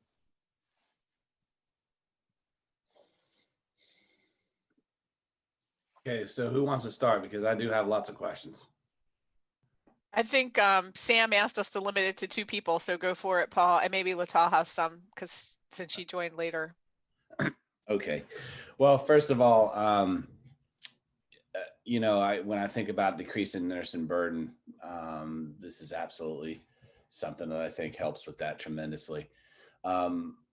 I guess my main question is this. So this interaction that we're having with the devices and the assistant, the digital assistant, is there a way to record this into the EHR directly? So for example, when you talk about doing your your hourly checks or your rounding and things like that, it'd be great that if I didn't have to repeat that in my clinical documentation, right? The fact that I checked in on the patient had a request. They asked for their pain medicine PRN, and I gave that pain medicine.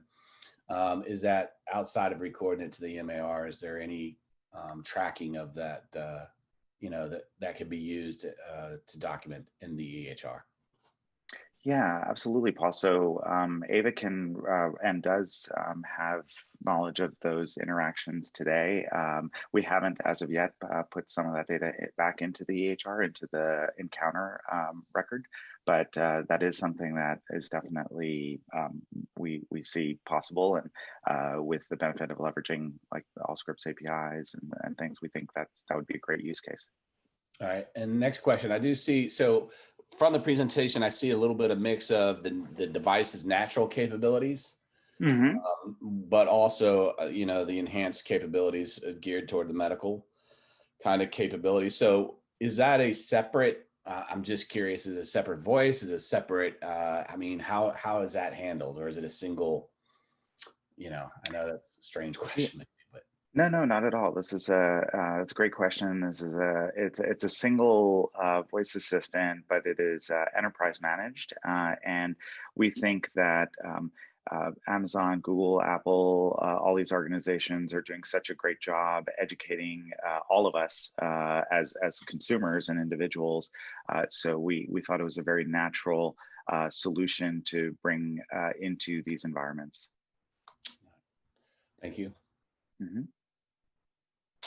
My question is if you're planning to support other languages. Obviously, Hebrew will be a priority for us. And the other one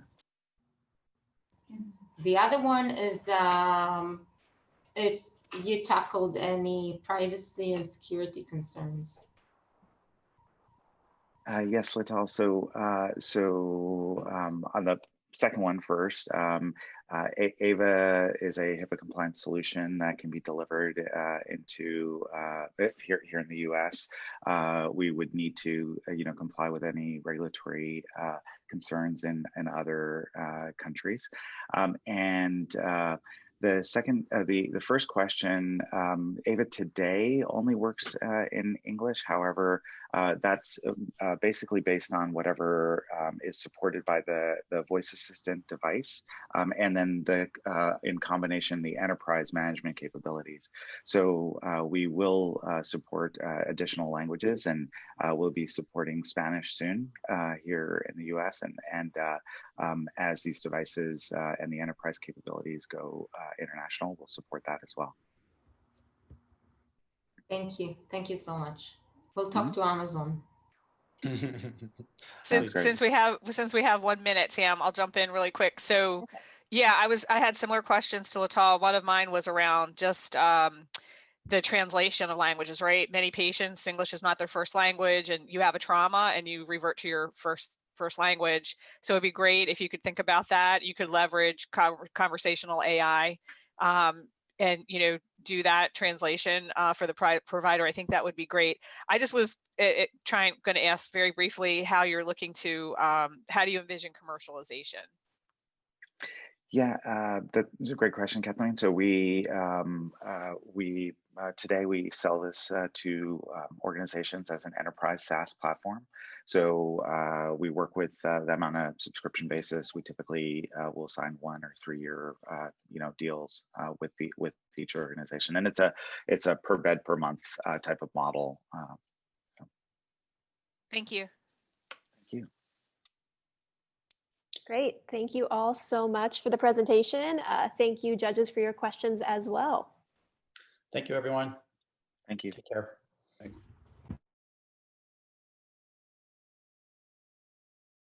Hi, everyone. My name is Justin Nichols. I'm the founder and CEO of SIFT Healthcare. SIFT is a data and analytics company focused on healthcare payments We help healthcare providers optimize payment outcomes from both payers and patients by driving machine learning integrations into existing revenue cycle workflows.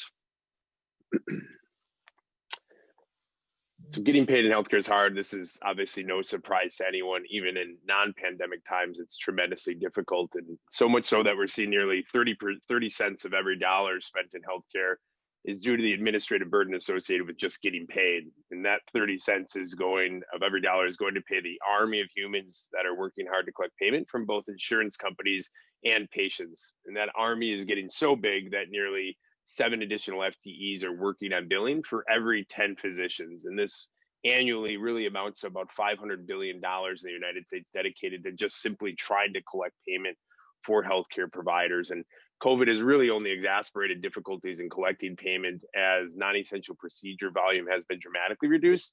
And you're seeing volatile unemployment, reducing consumers' ability to pay their bill as well. And so fundamentally, what we tell our clients at SIFT is, as a provider, you've really become a lending organization. Every day you're extending credit by providing services that you have little idea if and when you're going to be paid for from both payers and patients. And this is largely driven by 2 main factors. Insurance companies are making it difficult to get paid through denials, and patients are paying for more of their own bill. Nearly 1 out of every 10 claims submitted by healthcare providers denied payment by an insurance company. And on the patient front, nearly 70% of patients don't pay their bill in full, driving costly follow-up work between statements and phone calls. And at SIFT, we fundamentally think why providers continue to struggle to get paid is largely driven by data difficulties. As we continue to hear in other presentations, data interoperability continues to be a hot topic, particularly on the clinical side. But those same type of challenges face the administrative side as well.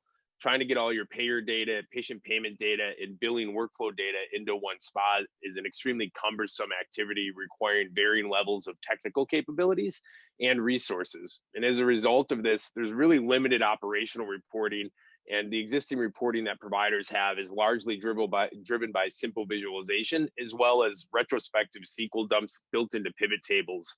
We typically find that the average hospital is managing their revenue cycle with at least 3 different systems, and 31% of systems nationwide have a manual denials management process for follow-up to their health insurance companies. This is just increasingly driving up that costly human capital utilization. So we really feel that a lack of a holistic data strategy around providers' payments data is what's prohibiting them from harnessing their rich historical data to improve their payment outcomes. Providers want to ensure their financial success. They must have proprietary data strategies that take advantage of all of this data and harness it to improve profitability. We fundamentally believe that the EHR of the future will not only facilitate data storage and workflows, but leverage data to drive improved decision-making and automation, reducing that human capital intervention. This approach will truly allow providers to ensure their own financial success, as well as drive optimal payment outcomes with both their patients and their payers. And that's really where SIFT comes in. We're really an EHR clearinghouse and revenue cycle agnostic approach for providers. We become the source of truth for those CFOs and VPs of revenue cycle, providing a portfolio level view of their payments data so that they can understand where their payments are coming from, how likely are they to get paid, as well as what levers you can pull in order to get paid. And those levers are machine learning models harnessing that provider's own historical data driven into those existing revenue cycle workflows. We're not there to replace those existing workflows. We're there to add data-driven horsepower leveraging machine learning, helping providers prioritize which denials get worked and why based on likelihood of overturning those denials, as well as telling them how and when patients should be contacted and who needs a payment plan and how much and how long should that payment plan be.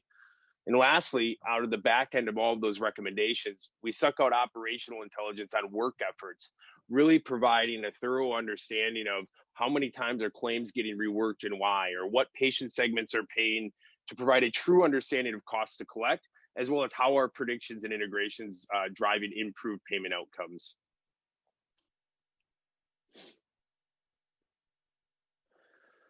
On the patient front, the rise of high deductible plans has obviously dramatically increased the amount of revenue providers are collecting from their patients. And as a result, it's becoming increasingly important for providers to meet patients on their terms. This is also being driven, obviously, by the price transparency laws that are being enacted in January. So it's becoming critical for providers to meet them on their terms, patients on their terms, and engage with them with payment plans and terms that they can afford as early as possible in the billing process, preferably as early as scheduling. Our machine learning integrations at SIFT identify which patients will need payment options by predicting their likelihood of paying their bill and how much of that bill they're going to pay. This allows for the enablement of flexible payment terms, helping increase patient satisfaction, as well as improving providers' bottom line and creating a very sticky relationship with that provider and that patient. We integrate these recommendations on how to contact patients and what type of payment plans to put them on into the existing revenue cycle and scheduling options. So again, this is a very IT light engine that integrates and optimizes those payment outcomes into those existing workflows. We're not there to replace that workflow. We're there to make smarter suggestions and recommendations into the existing workflow itself. As it relates to patient payments from an outcomes perspective, we've scored nearly 4 million patients in production. We scored the early out billing for some of the nation's largest healthcare systems. About 25 of those systems are on our platform now. We've scored over $3 billion in production, and we've been in production for about 13 months with one of our first clients, a large multi-billion-dollar health system. We've helped improve their patient payments by about $4 million annually.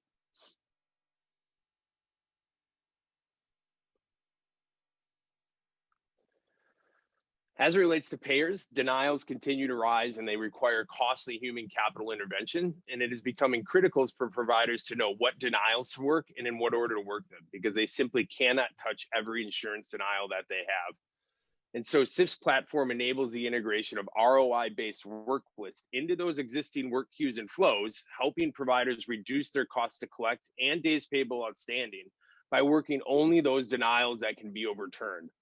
On the back end of this process, we're driving data-driven insights upstream in the adjudication process, both through technical integrations and reporting, providing insights around denial trends to help reduce the likelihood, the overall likelihood that a claim will be denied by driving insights to functional areas like patient access and registration, clinical encoding, and payer contracting, helping create a feedback loop that not only is optimizing what denials get worked, why they get worked, in what order, helping reduce the days payable outstanding, and that cost to collect. Driving those insights upstream in the adjudication process is helping us reduce the overall likelihood that a claim will get denied and reduce that total denial number. From a production perspective, our models have shown a large regional health system that they can work 25% of their denials and recover about 86% of their recoverable denied dollars. And if they go deeper down that work list, if they work the top 50% of their scored denials, they're recovering about 96% of their recoverable denied dollars. So this type of intelligence, by only working half of their denials and getting about 96% of those recoverable dollars, helps them dramatically reduce their cost to collect and days payable outstanding, as well as redeploy those extra resources by not working half the denials to focus on root cause analysis of denials to help prevent those claims from ever being denied in the first place.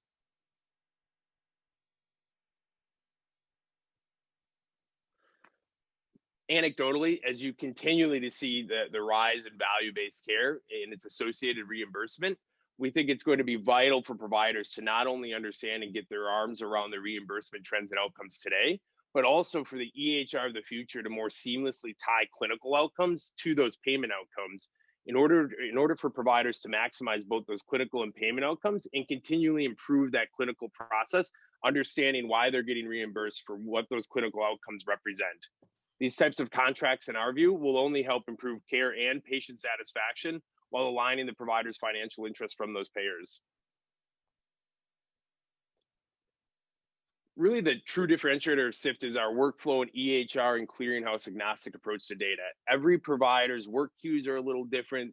They could have multiple EHRs, different clearinghouses, and we really take an approach of being an advocate for that provider in their specific workflows and systems. And so by focusing on that provider's existing workflows and processes, as well as their unique data sources, our platform truly becomes an advocate for our customers by enabling them to add AI-driven horsepower to their existing IT investments, allowing for them to unlock the power of their own data while limiting the disruption of their existing business.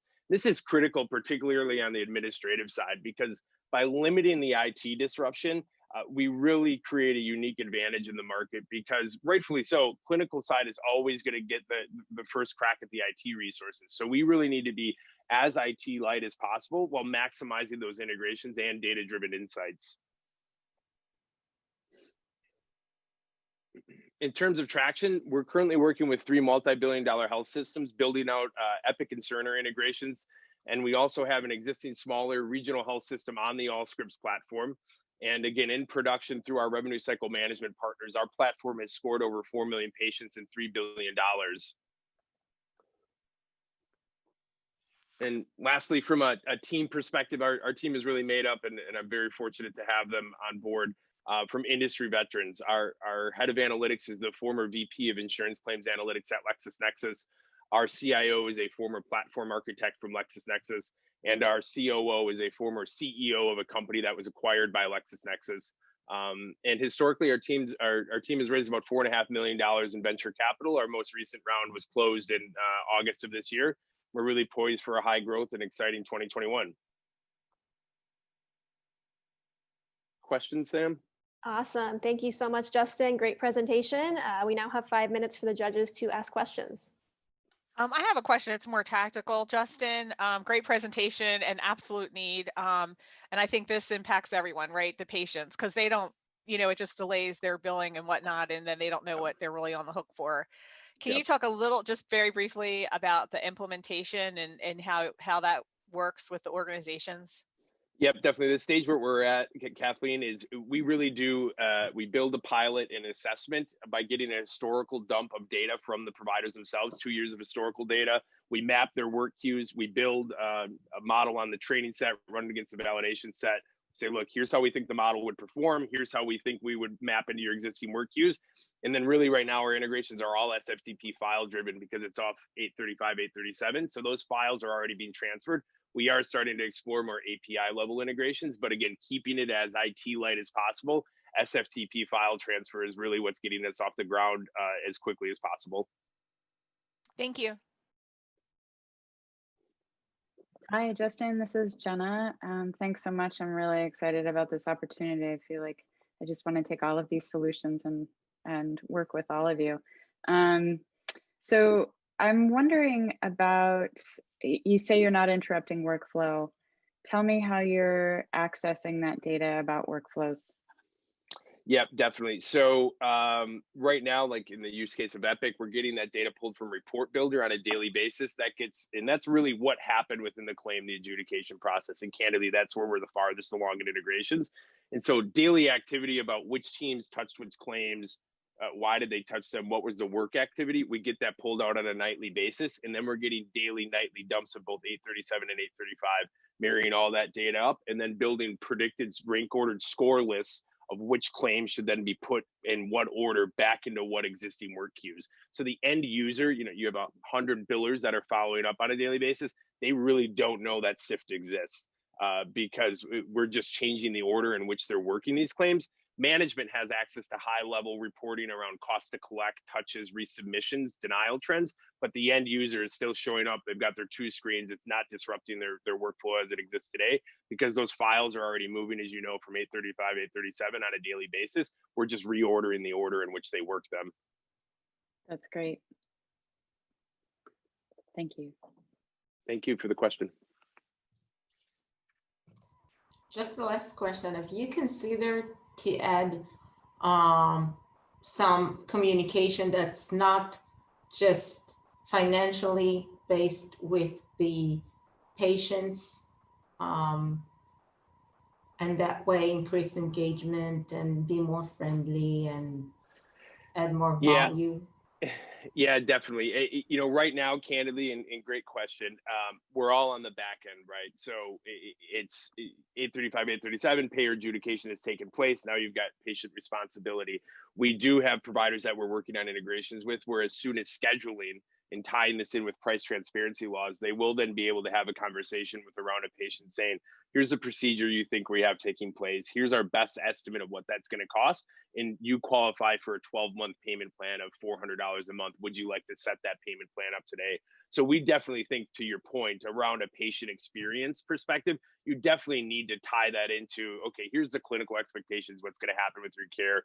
Here's what it's going to cost, and here are your options for paying that. And by tying that all together, you're really going to increase patient satisfaction, to your point. Great, thank you. Great, time for one more question.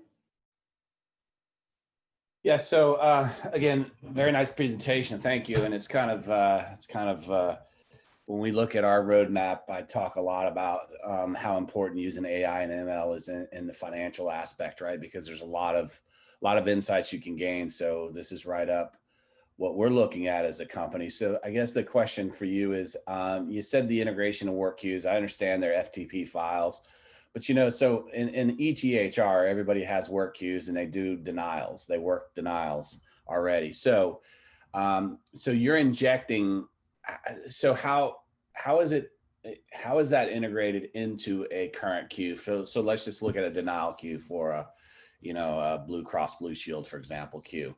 How is that if they're already working their denials within their EHR? So how are you what's the additive approach to what you're doing? Yeah, great question, Paul. Right to the meat of the topic, right? Like they already work these things today. What are you doing different? So we really have kind of 3 different areas that we have integrations into where we're scoring and prioritizing work lists. So the first integration, right, is let's just make sure your claim editor is in the right shape, right? So monitoring those denial trends and then making sure your front end edits before the claim even goes out are in shape to reduce the likelihood that denial will even occur. Then you kind of have post-submission pre-denial follow-up queues that are driven by days and follow-up, right? So what we're doing there is we're actually scoring denials based on the likelihood that they're going to be denied, given how many days have passed already. And so again, providers, especially large systems, as you know, can't touch every one of these claims to kind of do the rework effort or the preventative effort. So what we're doing is leveraging that historical data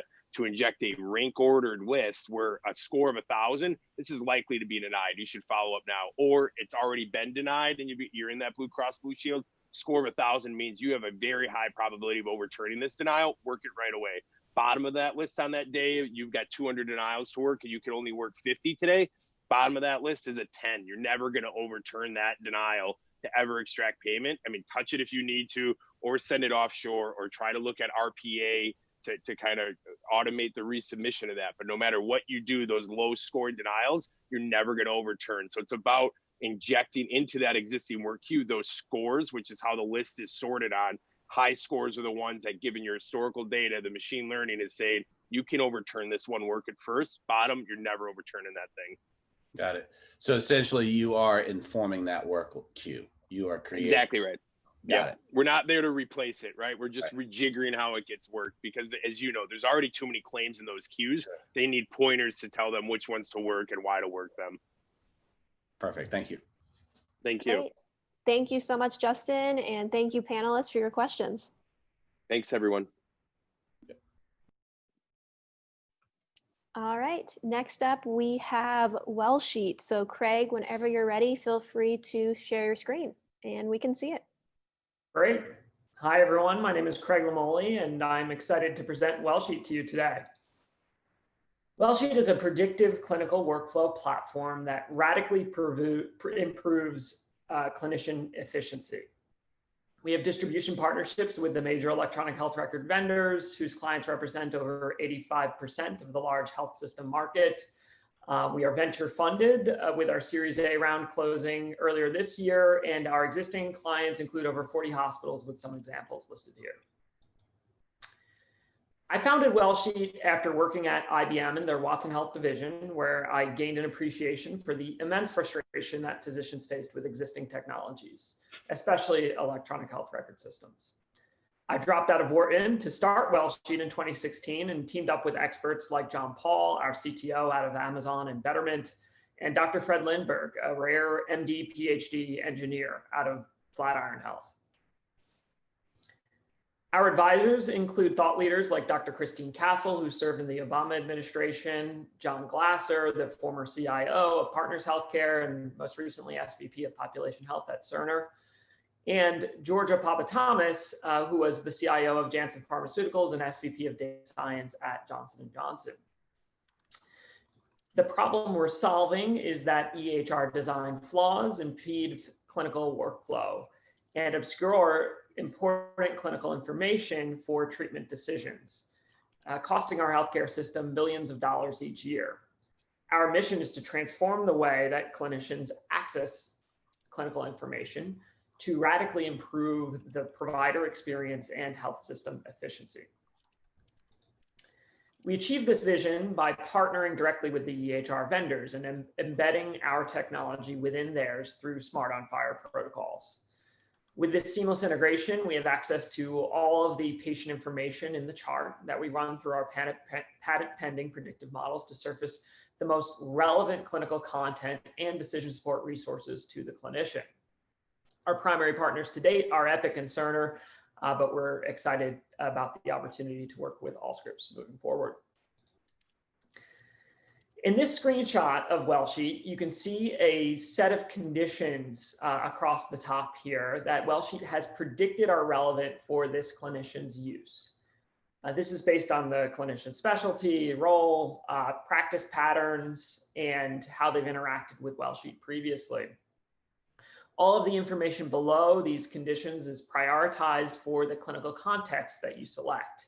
Key data values and decision support resources are presented in the left-hand panel. And on the right, the most relevant patient information is trended over the patient's medical history. This is all driven by the context you've selected and can be easily customized by users, which allows us to learn more about that user's preferences and predict the right information to show in the future. Wellsheet's functionality spans across chart review, decision support, care team collaboration, all targeted towards the goal of saving clinicians time in the EHR and improving the quality of care. Wellsheet is deployed in an entirely cloud-based fashion that never requires clients to take upgrades. All of our clients are automatically on the latest version of Wellsheet. Our fully API-based integration model means no interface builds are required or maintenance of those interfaces. Together, this allows clients to achieve EHR optimization without the typical burdensome IT costs. We've achieved noteworthy results at major health systems across the country, including RWJBarnabas Health, the largest health system in New Jersey, where we were able to demonstrate a 40% reduction in time in the EHR and reached over 1,000 monthly opt-in clinician users across 7 hospitals. At Concord Hospital, Wellsheet served as their primary clinical intelligence tool for responding to the COVID-19 pandemic.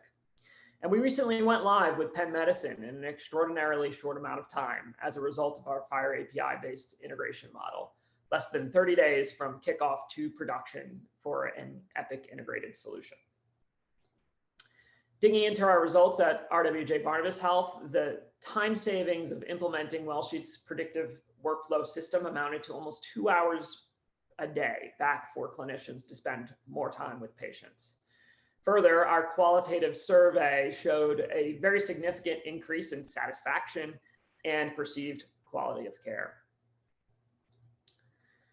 Net promoter scores are one of the most relied upon measures for evaluating how favorable people view products and services. And major EHR vendors tend to receive single-digit or negative NPS scores, whereas Wellsheet's score of 57 is closer to that of Netflix or Amazon. So we're proud of that.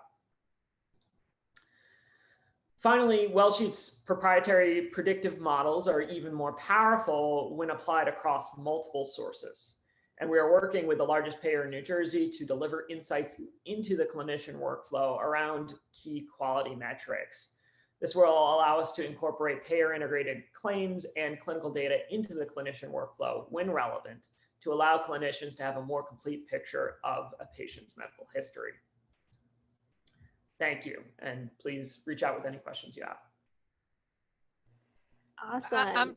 I'm sure Paul has a ton of questions, but I just have one, Craig. Great presentation. You said physicians, and then you said clinicians. So I'm just going to address the elephant in the room. Can nurses use this? Absolutely, yeah. It's okay. A big chunk of our usage. Thank you. Go for it, Paul. Well, look, I know Jenna probably, this may be dear and dear because of what we're doing. So Jenna, if you would like to ask some questions, that'd be perfect too. Thinking in prisons. Sure. Thanks so much, Paul. I'm really interested in how, and I've been asking the same question, so I'll ask it to you. How are you collecting your data? How are you interfacing with your physicians and clinicians? What's your design process? It's a great question. So our technology is embedded into the EHR as a button within the chart through a fully API-based integration model, largely FHIR APIs, so that it really feels like a feature within the existing EHR system. There's no need to log in again. You don't have to re-identify the patient. It's available directly within the existing EHR. And we try to be very accessible to our clinician users, responsive to feedback, and rapidly improve the experience for them, both actively as an organization serving our clients, but also tracking how they interact with the system so that we can better predict what content to show over time. So if a physician or a clinician is looking at a particular piece of data, for example,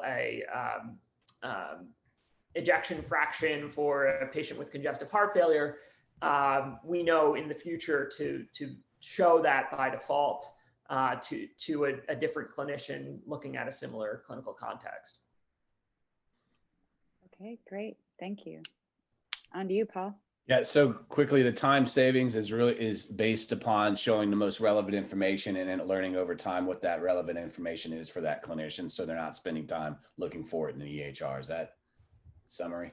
That is a large chunk of it, the chart review process. We also provide collaboration functionality such as handoff that saves time through allowing a physician to provide key pieces of information to another clinician on the team, on the care team, as well as things like intelligent alerting. So we can push notifications to end users when key orders complete, or a consult completes, or an MRI that you're waiting on a patient for a patient completes, to move on to the next step in care, which can improve operational efficiency in the inpatient setting especially. Thank you. We have time for a couple more questions. Okay.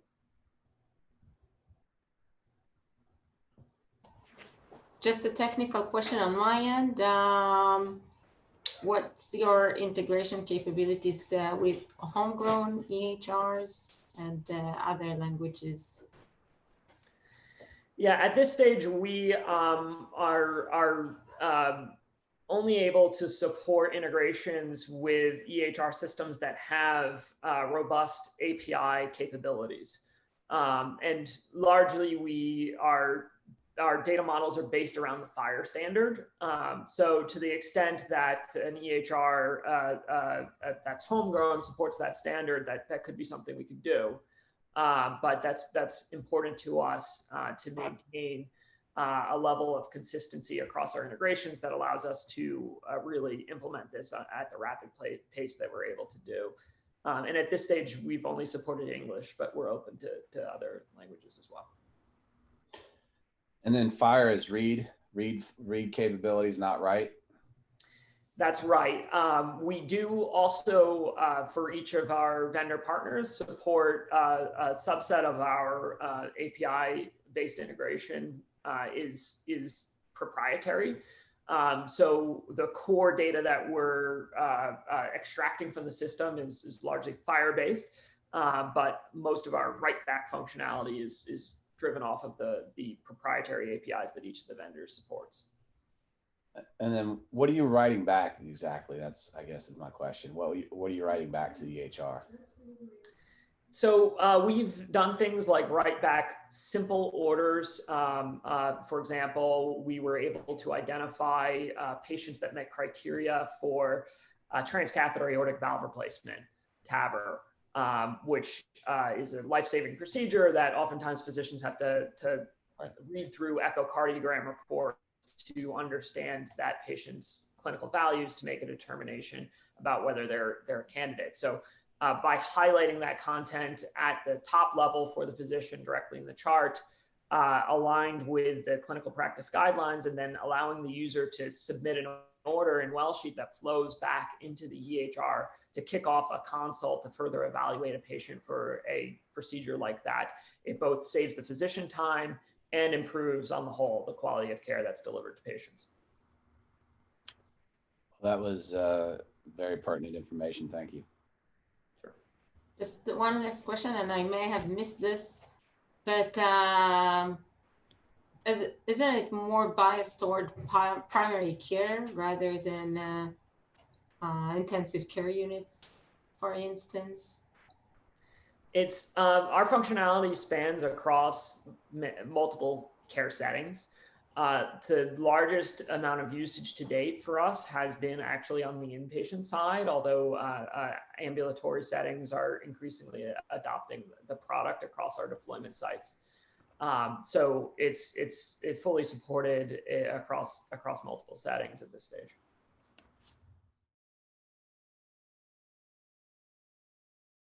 So hi guys, nice to meet you. My name is Matt, and I'm one of the co-founders of DeepScribe.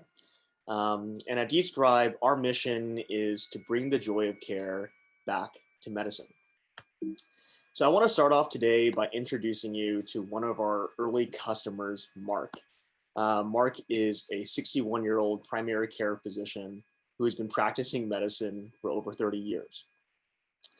And this is a report card given to him by his wife, Nancy. As you can see, he's not doing so well. He has an F in dinner attendance, a D in listening skills, and a C with spending time with his kids. Now you might look at this picture of Mark and say, hey, he looks like a pretty nice guy. What's going on at home? Well, the truth is our clinicians are becoming clerks, spending over 40% of their day on documentation alone. And as a result of this, everybody loses. You have the joy of care that's being ripped from our physicians, leading to dangerous levels of physician burnout. You have healthcare organizations who are challenged because you have an extremely high-skilled worker spending nearly 40% of their day not practicing at the top of their license.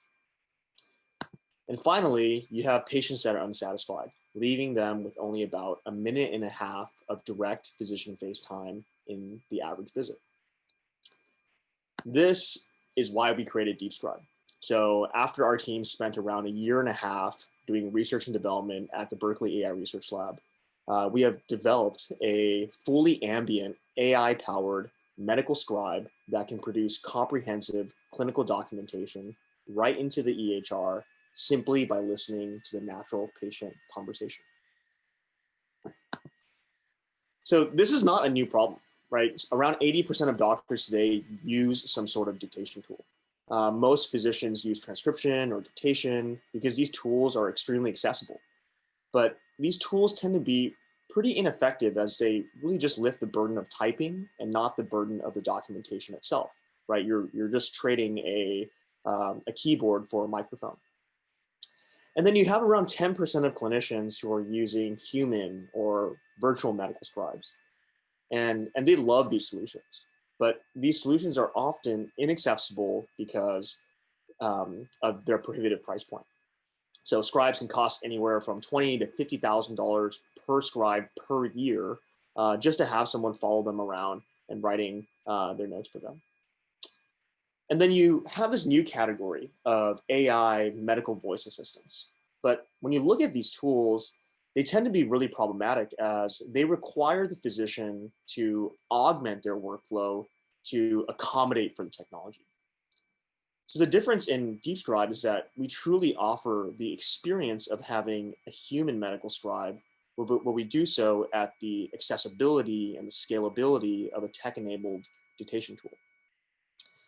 So the technology that we've developed allows us to truly enable an ambient workflow, which means there's no wake words, there's no repeating what the patient said, there's no summarizing or changing the way you have to talk to your patient. So let me show you how it works. So in this video on the left, what you'll see is a transcription of the conversation. The green highlighted fields show the AI at work, identifying all the medically relevant concepts. And on the right, you see these concepts classified and summarized into the sentences on the right. So in this video, you can see that DeepScribe is intelligently listening to the natural patient conversation. We're identifying and classifying all the medically relevant concepts.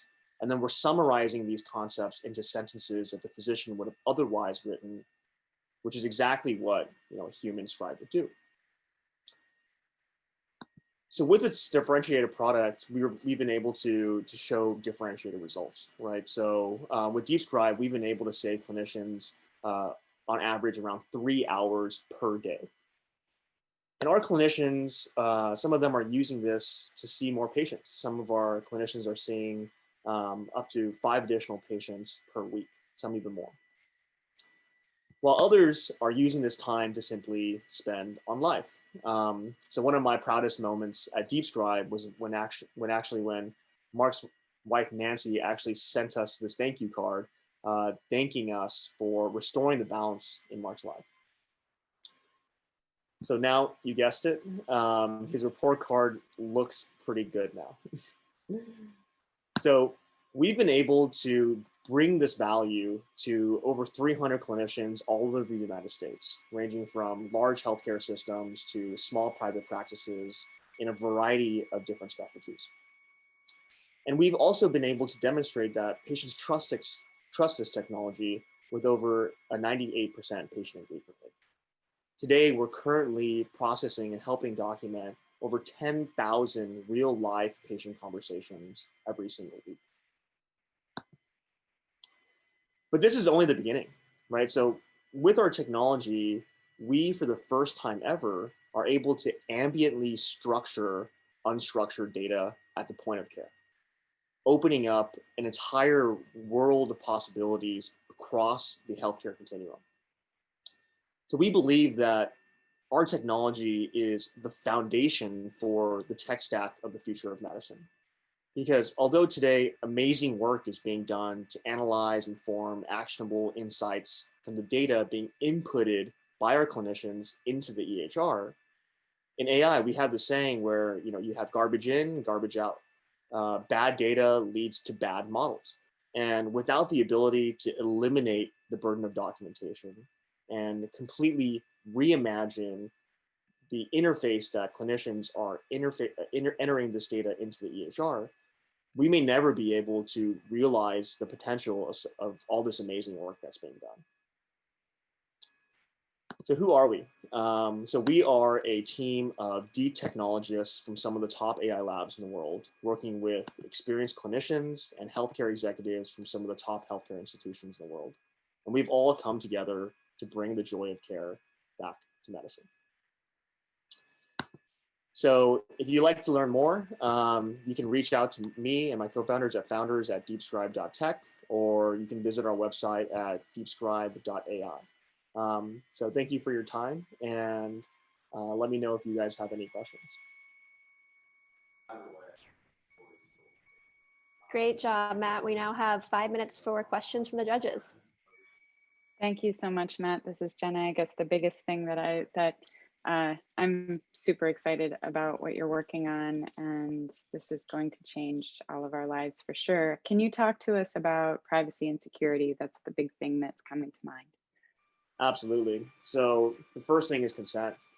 So consent is super important to us. We train physicians to ask for consent twice. So typically we provide clinicians with boilerplate consent forms to be taken at the intake process. So clinicians sign a written consent when they enter the exam room, but we also know that a lot of people don't actually read those papers that they sign. So what we ask the clinicians to do is actually ask for verbal consent when they actually enter the room. So during our onboarding process, we actually train our physicians how to ask for consent. So we found that the key to having such a high patient engagement rate is really being very thoughtful about how you engineer that ask. So in the ask, we ask our clinicians to explain, with DeepScribe, I'm able to give you my undivided attention, and it's also going to help me, fix my charting at the end. So will you let me use DeepScribe? That's great. Thank you. If I may, so what's the accuracy percent of the captured interaction? That's a great question. So right now, our AI is producing around 76% of the note. And the second part of our process is that we actually have a human reviewing team that reviews a note to make sure that there's nothing wonky that's going inside. So with these two working together, we're able to deliver an extremely high quality note to the physician every single time. The unique thing about this human reviewer is that they're not actually listening to the conversation or writing sentences that go into the chart. Their job is to simply look at the work that's being done by the AI. And essentially what they're doing is they're labeling this data. So if they find a concept that the physician, that the AI did not recognize or deem as medically relevant, their job is to simply point that out to the AI, and the machine will get a try again. So it classifies that concept, it generates a sentence for them. And with that, we're able to really scale that piece and still deliver, 100%, not 100%, but extremely accurate notes to our physicians every single time. And so, next follow-up question to that is, so do you have to train different specialties in the AI? So how many specialties are available today, or is it, how does it learn? That's a great question. So, when we actually started this company, we started in cardiology because, the way the AI learns is it learns through patterns. And when you go to a specialty that is extremely predictable, right? You have a patient coming in for, only a select amount of things, it becomes very easy to build that solution. And although we were getting a lot of progress there, we anticipated that our ability to pivot to other specialties is going to become a problem. So accessibility is actually one of our core values at DeepScribe. And what we actually did is we flipped that model on its head. So we went directly into primary care, the hardest specialty that, I think if you talk to most ML researchers, they would say primary care is the one you want to stay away from. And in doing that, we've actually been able to open up our data structure so that we can pivot to other specialties. So when we go to other specialties, they all start with primary care.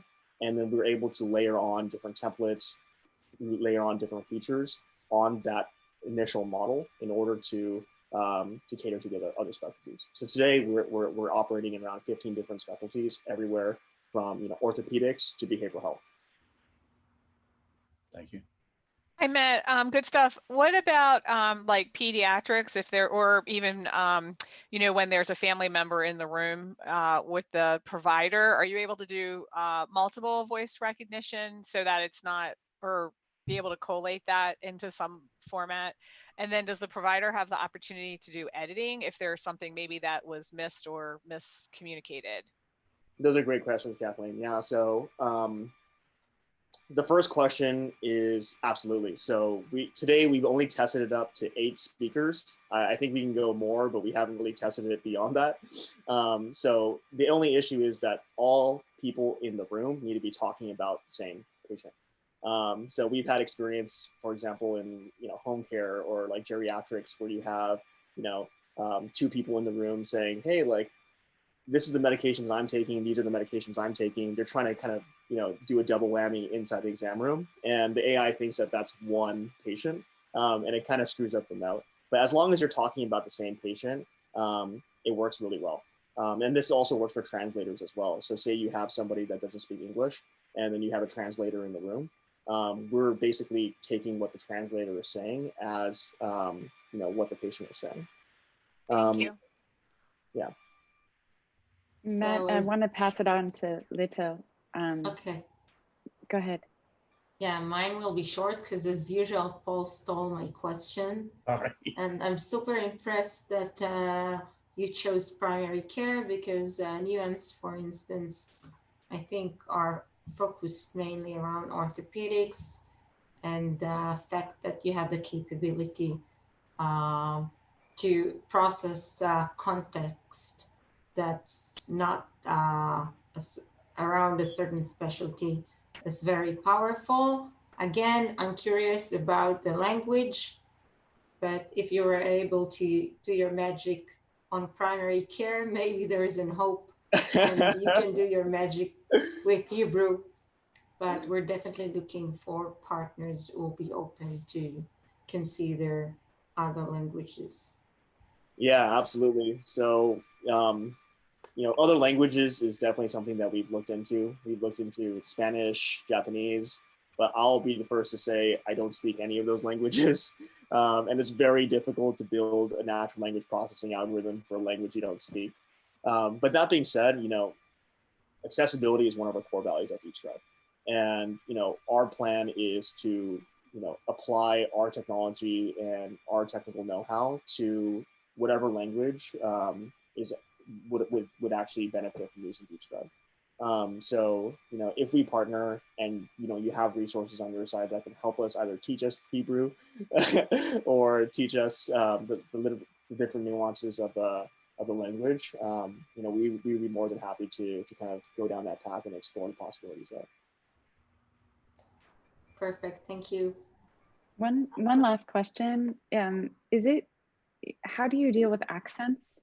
And do you have ambient noise in your roadmap? Yeah, so accents is a great question.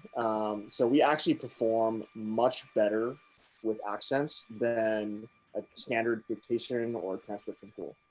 And the reason for this is because the way that our algorithms work don't rely on 100% precision on every single note, every single word that's being said in the transcription. So with standard dictation, right, if you get the ands and the ums wrong in the sentence, you have to go back and correct that. With DeepScribe, we're using a language model to generate the sentence. So as long as we are able to accurately transcribe the relevant medical concept, everything else is being handled by a different sentence generator. So when it comes to accents, as long as we're able to capture the accent in speech or the medical relevant concept, we're able to generate a full-fledged sentence. Yeah. And then your question about ambient noise. So do you mean kind of like a fan in the background or something like that, or? Well, you've chose primary care, which is very interesting because it's an office, it's a patient, it's a doctor, it might be a family member. But if we start looking at any type of hospitalist situation, you're going to get a lot of ambient noise behind you as this exam is happening. And I'm wondering if you're starting to tackle quieting that ambient noise and focusing on the conversation in front of you and how you do that. Yeah, so that's a great question. And I will say that even in the office room, there is a lot of ambient noise. We are in the exam room listening with our own ears, but microphones listen very different, listen very differently than humans. So we've already begun optimizing the recording capabilities of DeepScribe. So it's not just, we're not just using the out-of-the-box microphone on the phone. There's optimizations being done at play to make sure the gain in the audio is correct and optimized for the transcription. But when it comes to an ER, right, where you have people running in, people in the hallway, those definitely are a little bit more difficult for us, I will say. Yeah. Awesome. Well, I just want to say thank you to all 8 of the startups we heard from today. These are all truly amazing solutions and really embody the future of healthcare. So we're going to take about a 6-minute break now, coming back at 10:40 Central. During the break, we'll also be launching a Zoom poll for an audience choice vote for the startups. So anytime during this break, feel free to vote for your favorite presentation from today. Select the startup from the list and then click submit. If you have any issues, please write in the chat function and we can help. And judges, if you could please leave the Zoom webinar and join me in the separate judge deliberation Zoom.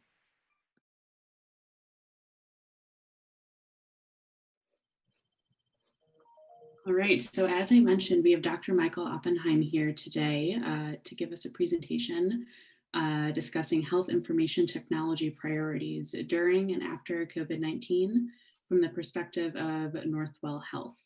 Dr. Oppenheim is the Vice President and Chief Medical Information Officer at Northwell Health in New York.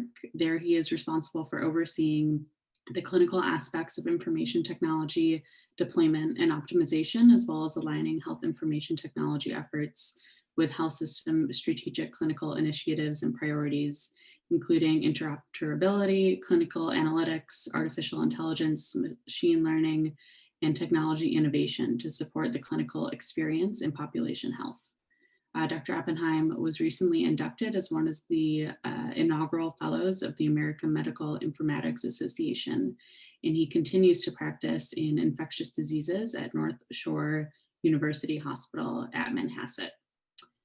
With that, I will turn it over to Dr. Oppenheim. I will start displaying your slides. And for the audience, if you have any questions, please submit them in the chat function, as we'll be moderating a Q&A session for about 10 to 15 minutes after his presentation.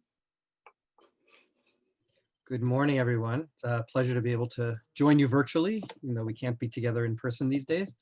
And thank you for the opportunity. I'm going to sort of walk you through a little bit of what the health system experienced during the early wave of COVID that was very intense in New York. And then from there, what became sort of our new set of priorities, at least for the intermediate term, and then a couple of sort of parting thoughts as to how you can think about how this might be relevant to you and the products that you're offering, and how you approach and talk to health systems now. And I think what we're probably seeing is that, you know, what's happening in some parts of the center of the country right now, you know, the northern central US, is probably mirroring what New York experienced in March and April, when the rest of the country was a little bit quieter. But just for those of you who are not familiar with Northwell Health, if I can have the next slide, please. So Northwell Health is a large integrated delivery network located in the New York metro area. For those of you not as familiar with the geography, if you look at the map at the top, you can see the entirety of New York State in red. This represents the small part of the southeastern part of the state, but obviously the most densely populated with Manhattan and its surrounding boroughs. Why I think this slide is important to understand our role and what we experienced is, when you think about sort of the larger health systems on the size and scale of Northwell, and there's certainly, you know, a number of them like that, in general, they're spread across multiple states. And so the particular market share in any one geography is a little bit more diluted. Northwell Health has sort of the entirety of its 23 hospitals and, you know, hundreds of practices and everything else concentrated in what it's a very densely populated, but a fairly narrow physical geography. And so we actually have a fairly large market share and take care of a large percent of the needs of the population compared to any of the competitors. And so that really put us front and center in the response and sort of a, you know, a major destination in the region. So can I have the next slide, please? So this just gives you a flavor of kind of where we were and where we are. And you have to interpret this slide with caution. This shows sort of, you know, COVID activity in the middle of March going into April, when we peaked in the vertical bars, and the line, the curve that starts orange and then tapers off in color is the percent positivity rate, which is sort of one of the public health indicators of how active the disease is, what percent of people being tested are positive. And so, as you can see, it's misleading, because in the early parts of the pandemic, we really didn't have access to a lot of testing. Back in March and April, we could only test the sickest patients, and even at some points only hospitalized patients. And so the percent positivity was overinflated because we were not testing the non-symptomatic or minimally symptomatic. And the total number of cases really matched the number of hospitalized patients, whereas now many of the patients, even though the vertical bars looks much higher, in fact, a big percentage of those are asymptomatic or minimal to moderately symptomatic and not severely symptomatic and utilizing the hospital. So we are seeing a resurgence. You see there's a clear rise. We are seeing rise in hospitalizations, but the magnitude is far less than it was in the early spring. And that's why these numbers look the same on the graph, but they're actually very different. So if I can have the next slide, please. So what this really looked like, and again, this will be important as you sort of think about how the health systems are trying to recover, and that's why I'm walking you through this detail. If you look at the sort of the dotted line across, that's our budgeted number of patient days, day over day, that we have in our reflected budget. And as you can see on the left, which is the early part of March, the blue bars, which reflect non-COVID volume, are in fact close to at budgeted amounts. When we saw the writing on the wall that it was starting to hit New York, and we were hearing about the few outbreaks that were happening in other parts of the country, you can see the blue starts to trail off in early March as we start to decant and make capacity for the COVID volume. And then the sort of orangish salmon colored lines reflect the COVID capacity. And so what this showed was we were down to, our normal census is somewhere around 3,400. At our peak, we had about 1,000 non-COVID and about 3,600 COVID, or maybe 4,800 COVID. We peaked out at about 4,600 concurrent occupancy at our highest, right? Which, as you can see, exceeds our budgeted amounts and our facility volumes by probably about a third actually across the entire health system. And then of course you can see over time as things start to peter out and we recover towards normal. If I can have the next slide.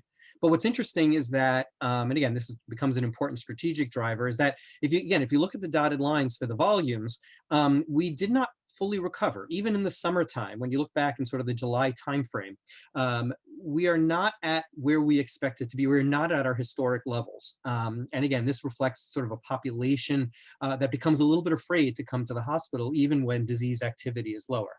If I can have the next slide, please. Biggest hit to us was around our surgical volume. And what you can see is both ambulatory in yellow and inpatient surgical volume in blue. And what you can see is that our surgical volume drops to practically nothing other than the most emergent cases. And again, if I can have the next slide, when you go back into more later time periods and you see recovery, you still see we are far below budget. So the impact on this organization financially is we have a lower degree of inpatient services, and our most profitable service line, ambulatory surgery and inpatient surgery, do not recover. Similarly, if I can have the next slide, our emergency room visits, again, that trailed off, even though emergency room utilization was high during COVID, from COVID, at the end of the day, when you look back at, and if I can have, I think this, I need the next slide.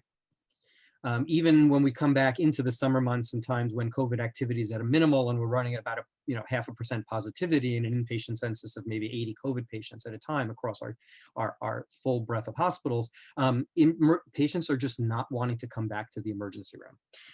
And so again, that front door is impacted, as well as emergency revenue by itself. We see this again on the next slide. In our EMS response, this was actually a very depressing finding, and I won't go through all the implications here, but here you see that even though the EMS volume rises, what you're finding is that a lot of patients are refusing transport or are dead on arrival or dying before reaching the hospital because patients were so reticent to go to the hospital. They would wait inordinately long as whatever disease process progressed before seeking medical attention, which is very unfortunate. And the city EMS reported a 400% rise in in-home deaths during this period.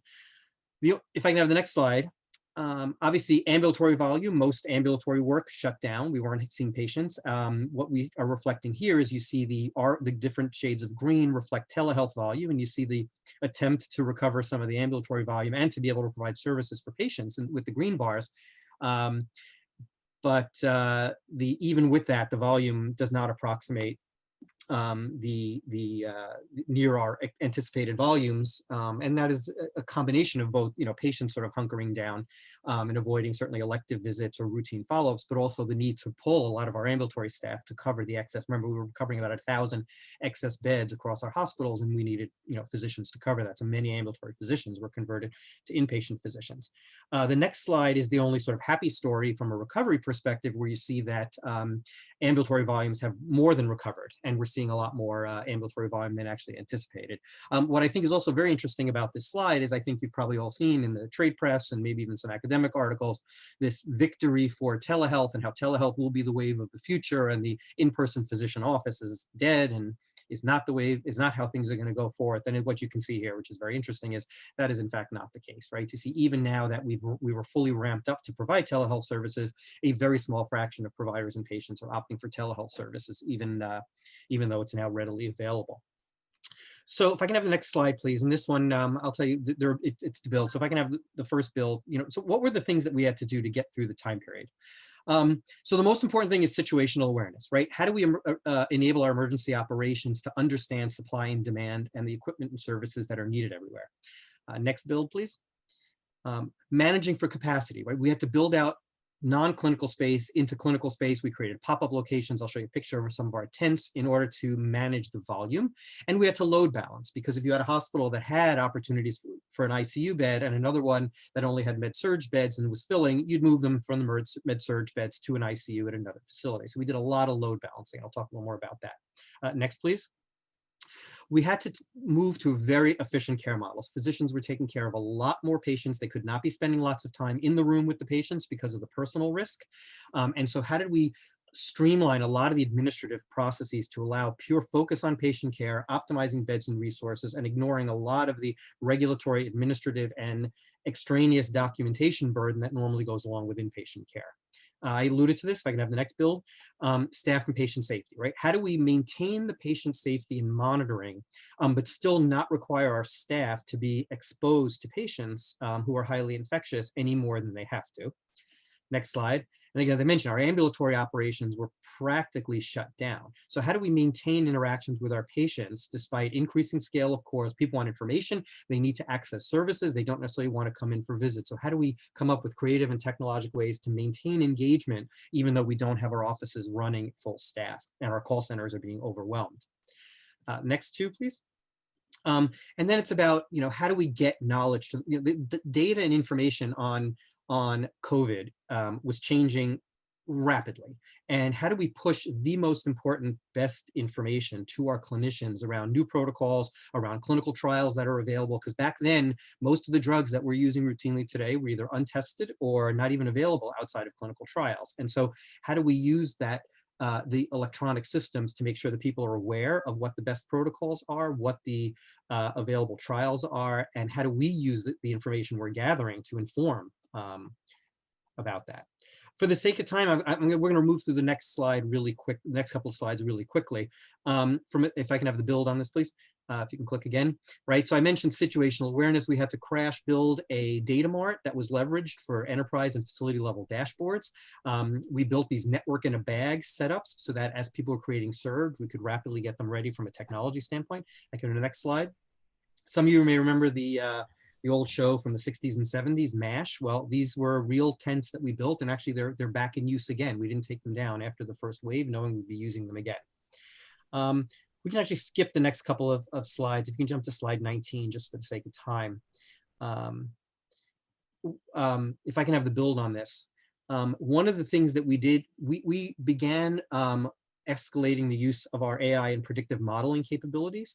And we built models to predict mortality in patients in COVID from the earliest patients so that we could start, we fortunately never had to get to the point of triage and deny an ICU bed, but we thought it might have to come to that. And so we immediately set out with the first couple hundred patients we had to build a predictive model of survival so that if we needed to have difficult palliative care conversations or other things, we'd be ready for that. We also took a predictive model that we had built for discharge readiness and adapted it both for COVID patients. It was built for non-COVID patients. We adapted it for COVID patients as well as non-COVID to help support throughput. So the use of AI and machine learning was critical to support some of the care efficiency and throughput needs. I won't go through every other bullet for the sake of time. Next slide, please.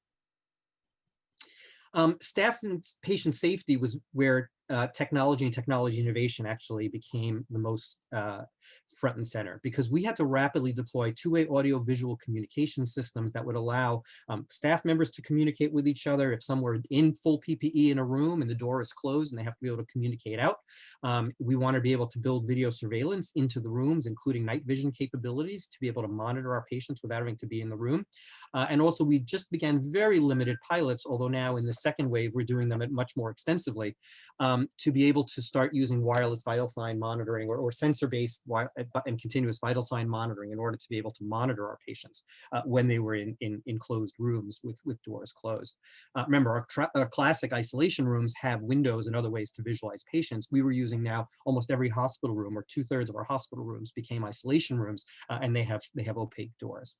Patient engagement was another area where a lot of technology innovation. We rapidly deployed chatbots, both to help clinicians get access to information, as well as to triage patient phone calls, as well as to do patient follow-up via chatbot. So if you had a positive COVID test, we could do chatbots that would give you symptoms, and that would do symptom screening. And then if you had symptoms that were worrisome, it would escalate to someone in the primary care network to set up an evaluation if needed. We needed to be able to provide video chat capabilities for patients who did not have their own phones, because visitation wasn't allowed. And of course, we talked about telehealth. If I can have the next slide. Let's skip over this for the sake of time. So where are we now? What are the things that are most important? You could just build the whole slide again for the sake of time. What are the lessons that we took? No, back up. What are the lessons that we took with us to say what's important for us for the next 1 to 2 years, both because of the things we learned about how we have to manage during a pandemic and manage if we have another crunch of patients, but also many things that we learned about ourselves that, whenever you're put the system under stress, you find where your weak points are. Right. So what are the things we learned from this stress that I identified opportunities to do things better than we had done before that would be applicable even in non-COVID kinds of situations or non-pandemic kinds of situations. So again, most important thing for us is volume recovery and maintenance. We wound up our total loss in revenue opportunity and costs related to equipment expense from buying ventilators, PPE, personal protective equipment, et cetera, came out to $1.2 billion. That's billion with a B. With government funding and subsidies and loan programs that they put into place to support health systems, we were able to recoup about between 700 and 800 million of that. So we left with about 400 million in the red based on this. And so how do we focus on getting our revenue back? And I showed you, where we were still behind in surgical and other volumes. Operational efficiency and throughput. If you notice one point, I forgot to make the point on the graph. When you look at our predicted discharges and you look at the actual discharges, we always have a dip in discharge on the weekends. And even when we have the most focus and the most staff on hand, somehow we're not getting patients out on Saturday and Sunday, right? And that's creating a throughput bottleneck for us that we need to address. And that's just one example of many things we learned about throughput issues in the course of the pandemic. Clinical staff and patient safety, which I would say is not just about, being able to avoid them being exposed directly to patients in a pandemic, but also how can we monitor our patients better and allow us to have better eyes and ears on our patients when we're not in the room, whether it's because of a pandemic or just simply because the nurse can't be in the room 24/7 with every one of their patients. And the other big piece, which I didn't really talk about in the resurgence effort, was the fact that outside of the clinical environments, when you think about all of our administrative and corporate services, it's all transitioned to a remote workforce. I'm working from my home office today. So if I can have the next slide, please. So again, patient engagement, we're putting a lot of effort now into what an app we call the Digital Patient Experience, a customer engagement app. Our digital marketing office is using a lot of creative data sources to try to figure out how we target patients to restore the volume. Beyond telehealth, it's remote services and remote monitoring of patients in creative ways. Yeah, we talked about chatbots. And again, another thing, which is more sort of a big iron system and less in the innovation space, but we didn't actually have a referral management system. And that's going to be critical for us managing the resurgence volume. Next, please. Again, the data infrastructure is getting a big overhaul. We had to do a lot of manual work to combine our clinical, operational, and financial data sets to do the various projections. And we're also moving forward again with some of our big iron systems around bed tracking and surgical scheduling to a more system-wide standardization. We've grown by acquisition. We haven't always standardized on common systems. And now that's become a premium because in order to do the load balancing, we have to have that standardization. A lot of focus on build out of analytics and especially predictive analytics. We use them in some ways that I told you, in some other ways that I didn't, and a lot of work now going into discharge optimization and safe transitions of care into the community through population health and other things. On the materials management side, again, a little more on the big iron system and less on the innovation side, but real-time location systems, pharmacy inventory management, and warehouse supply management, because we do have central warehousing for our supplies. And the last one, which probably hits the most, next slide, please. The last one is really where there's the most synergy with some of the things that were presented today, but also just in general in the innovation space. And that's around mobility for the clinical staff, communication solutions, collaboration solutions, chatbots, in-room surveillance and biosensors and monitoring, and the use of intelligent algorithms for those monitorings to be able to track patients. And then again, some things that are more big iron systems, workforce applications or employee health services being boosted up, as well as our credentialing processes, both because we had to re-credential people to work at different places when we redeployed them, as well as using contractor work for hire or even volunteer staff. During the peak of our pandemic, we had staff from hospitals in other parts of the country volunteering to come to New York, and sort of getting them on board and tracking and managing. So that's, again, that's a little less exciting from the innovator space, but an important thing that organizations are thinking about. And then the last slide is, again, transition to the remote workforce. Again, these are not necessarily health IT tools. These are more corporate tools, but productivity tools, better collaboration tools to be able to, whiteboard collectively, things like that, things that focus on employee engagement and satisfaction. And the one big one, which I know I don't think anyone presented here, but certainly from other, Matter events and Sheba events, we know that the issues around cybersecurity are very critical to us now, because with the larger percent of remote workforce, people are printing at home, they're connecting it at home, they're accessing Northwell resources from their home computers, and the cybersecurity issues are a source of constant aggravation. For those of you who are clinical, I can tell you that I put my Chief Information Security Officer on a Protonix drip to manage the stomach acid that she's going to have to deal with. So again, what does this mean for you beyond sort of understanding the focus areas? If I can have the last slide, please. First, we are all struggling with significant financial and bandwidth constraints right now. We're all, everywhere in the country to different levels, we're dealing with some resurgences that, again, that will hopefully be a shorter to intermediate term issue, but we'll have also longer horizons for financial recovery. But that said, before you think this is all doom and gloom, in the setting, and you heard about some of the things, and there's certainly opportunities for others, and certainly, some of the companies here have pieces that, as I was looking at the briefs, I wasn't able to attend all the presentations, but I did read all of the one-pagers. Innovation is alive and well. And actually, there was a big push for innovation and pushing out technologies that we're always very much too skittish to use. But for the short term, there will not be as much innovation for innovation's sake, or innovation for necessarily, hey, this is a really exciting clinical tool. We have some very significant focus areas that we need to look at for our basic survival and health. So we need to make sure that the things that we look at are focused. And the last bullet point, if I can have the next build, is that there's not going to be a lot of time for iteration.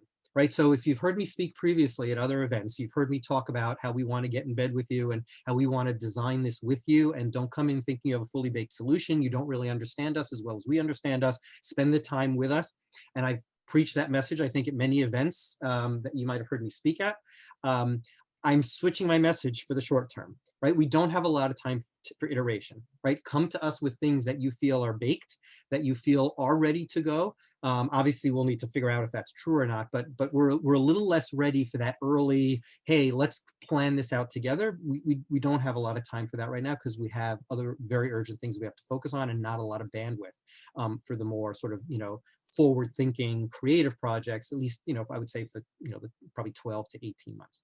So that's it. Can advance to the next slide. Thank you for your attention. And wonderful. From a moderator perspective, do you want to call out the questions? Do you want me to look at them? Yeah, that'd be great. I have a list of them here. I can just, we can run through them real quick if that works for you. Okay, do you want to read them out then? Yep, so first and foremost, how did you perform patient outreach and communication to shift patients to telehealth across the enterprise? So it varied, but it was mostly on the practices. We looked at existing appointments, because again, appointments can be booked many months in advance. We had either the practice themselves or the call centers did proactive outreach to call all those patients, and where it was feasible, and offered to convert them to telehealth. And it was also a lot of it was on the providers, because the patient comfort, my perception is the patient comfort with doing it at telehealth is dependent on the doctor's comfort. If the doctor says, well, it won't be as good, but you're going to get a different reaction from the patient if the doctor says, listen, I can fully assess based on the problems you have. And look, it's a whole hour-long talk in itself, is, what is telehealth good and not good for? But we basically relied on, proactive outreach based on prior scheduling, as well as relying on the physicians themselves once they're back in the offices to do outreach to those patients to convince them that it was an effective modality. Wonderful, thank you. The next question is, to what extent are you open to exploring novel solutions that have nothing to do with COVID-19 right now? I wouldn't say nothing. Well, we're mostly looking for things that align with the strategic priorities. And one point that I was trying to make was that the areas that we want to improve, whether it's efficiency, workforce safety, improve patient monitoring, improve clinician efficiency, all those things are still important. These are the areas that we found had opportunities for improvement, both for a future pandemic or the current pandemic as it continues, or in general from the organizational perspective. Just to reiterate one of the things I said, it was a stress test for the organization. We exposed where there are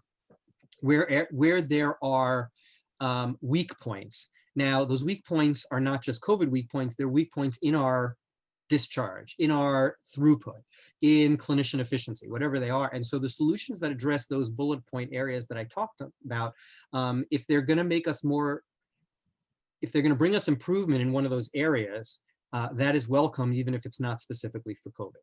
And as a matter of fact, I mentioned the wearable biosensors, which I mentioned that because that's actually, I'm working right now with a startup company that we met through, one of these forums.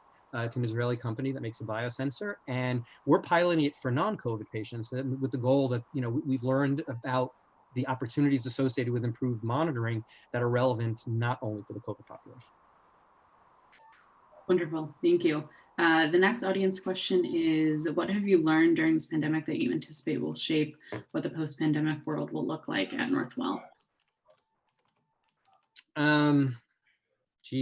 How to even begin? Again, I think, as I just said, and this question was probably written before I said this, we've learned our weak points. We've learned a lot. What's going to be different? First, we're going to be much more data-driven. We are moving to a much more central model of things. We have long been, though we are a tightly integrated health system, there are many, day-to-day hospital operations were typically federated, and we're going to start to centralize them because the emergency operations that was put together was highly effective. Now, we've had a pretty good emergency operations process for a very long time. It is, when I talk to people privately, there's good and there's bad in my organization. I mean, I love it in public forums. It's all perfect and rosy, but, I've spoken to probably some of you in the audience, and, there's definitely things that are not. Emergency ops has always been a strong point for a couple of reasons, not the least of which is we're in hurricane zones. So, because we're coastal. And so when hurricanes come up from Caribbean islands, they make their way north and they can hit some of our outer properties in Staten Island and Long Island. And so we've had an effective emergency ops. Certainly we were never prepared for this, and I won't say that there weren't stumbles galore, but we've done a great job. And that model, I would say probably the biggest transformation is that we're going to start moving a lot more things to central. So even I mentioned the discharge process. We're actually going to start, you would never think that, the discharge process would be managed for a patient outside of the hospital in which the patient's living. We're probably going to start doing a lot more of the pre-discharge work and paperwork and administrativia and transitional care planning through a central operation and not hospital by hospital. So I think that's one of the major. And then the second one, which is not in the way we give healthcare, is I think the remote workforce is going to be a permanent part of our lives. I think we've come to recognize that the reliance on local real estate is probably unnecessary. So again, from a corporate strategy perspective, I see us becoming a much more remote operation. So those are just a couple of examples. Wonderful, thank you. One more question for you. What should companies consider when working with IDNs like Northwell, who have a lot of different systems that they might need to integrate with, and how will disparate data sources affect accuracy? Yeah, so this is a very, very, very important point. And again, something I've made in similar forums like this before. That is typically, I think, you touch on a really key point. Right? That is typically the Achilles heel that when a startup company comes and wants to work with us, because typically, especially in an innovation startup, you've got a product with a focus on one specific piece of something that you can make better.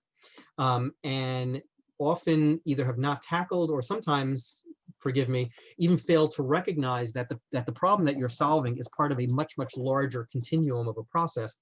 And for you to take one piece of the process without understanding, without impacting the rest is not realistic. And so integration becomes, you know, a really, really key piece of this. And I don't have an easy answer. As a matter of fact, one of my previous talks I gave to Matter, maybe about a year ago or so, that was one of the key points that I was making was, you know, if you come to me and say, oh, I just need an ADT interface, our conversation is over. Because you don't understand what an ADT interface looks like into an organization with 23 registration systems and 1 master patient index. And so the question really is to think about is to really understand, though, you know, parsimoniously, like what is the minimum integration that would be necessary, and that's a conversation you have to have with us. You can't make the assumption that you know what it is. The second piece is obviously sticking to standards as much as possible. The third piece is being willing to take on as much of the work of integration as is feasibly possible. So in many integration requirements, there's some cross mapping that has to be done. You know, one organization has one vocabulary, your application uses a different standard. Take that work from us, right? Make sure we'll obviously have to be involved to do validation and to provide you with information about our standards, but you need to be willing to say, you can't come to us and say, all right, this, you have to, you know, we use RX norm for meds, so we're just expecting you to send us RX norm. No, you have to be willing to say, all right, if you have, you know, some things that are built on Multum, we'll map it. We'll get a Multum to RX norm mapper, we'll incorporate it in our application. Right? If you have these weird, crazy scenarios where you cancel admissions and reinstate the admissions and change the encounter, we'll take that. We'll deal with that. Don't make us change anything. Don't make us do a lot of mapping. Right? Be willing to work with ours as. And look, I understand as much as everybody else that HL7 is probably a loose standard in most places, and there's dependence on these so-called Z segments where we can sneak in other things that we want to do that are important. So be willing to take on a lot of that work on your side. Wonderful, thank you. And I lied, we have actually one more question that directly ties into the topic area today. So not sure if you have great exposure on this or not, but what has been the impact of the pandemic on nursing? Well, I mean, it has been a major, major, major focus for us. I mean, I think it's too soon to tell whether we're going to see a pipeline impact where nurses decide, you know what, I'm not going to go into hospital-based nursing, or I'm not going to even go into nursing at all. I think it's way too soon to say that. I can tell you that there was a tremendous effort that the health system made to maintain staff morale. It is tough. I mean, you know, I see doctors that I work with on a regular basis who were as tough as nails, who were leaving the hospital just demoralized. And certainly for the nursing staff, it was much the same way. The organization did a lot of work to set up the, we had these respite stations where nurses could go out and get massages or any number of, you know, creature comfort things. You know, certainly we had to set up peer-to-peer support as well as professional support for nurses dealing with the stress. I have to say, for the most part, you know, my perception, and I'm not as close to the nursing side, you know, our nurses were champions. Matter of fact, many of the nurses that we have in our informatics shops, the clinical informatics shops, I have the medical informatics shop, I have some nurses in that group, and then the most of the nurses are in the clinical informatics shop. Many of them volunteered for frontline work. And that was a call the health system made to administrative-based nursing, like who can come back to the bedside, and people stepped up and they did it. So I think it was really a shining moment for nursing. Again, what will be whether there'll be a longer term, I'm not as close to whatever data and surveys that might be going out to see, is this going to affect the pipeline? But you know, nursing did an amazing job of keeping their workforce motivated. You know, everyone became mission oriented. The community support was fantastic. I don't know if you've seen the pictures in New York.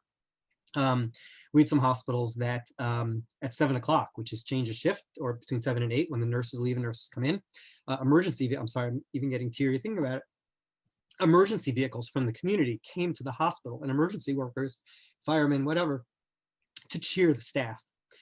And those things made a tremendous difference. You know, you walk out of your hospital and you see two ladder trucks with their ladders connected to form kind of a heart, and you see a phalanx of firemen cheering you.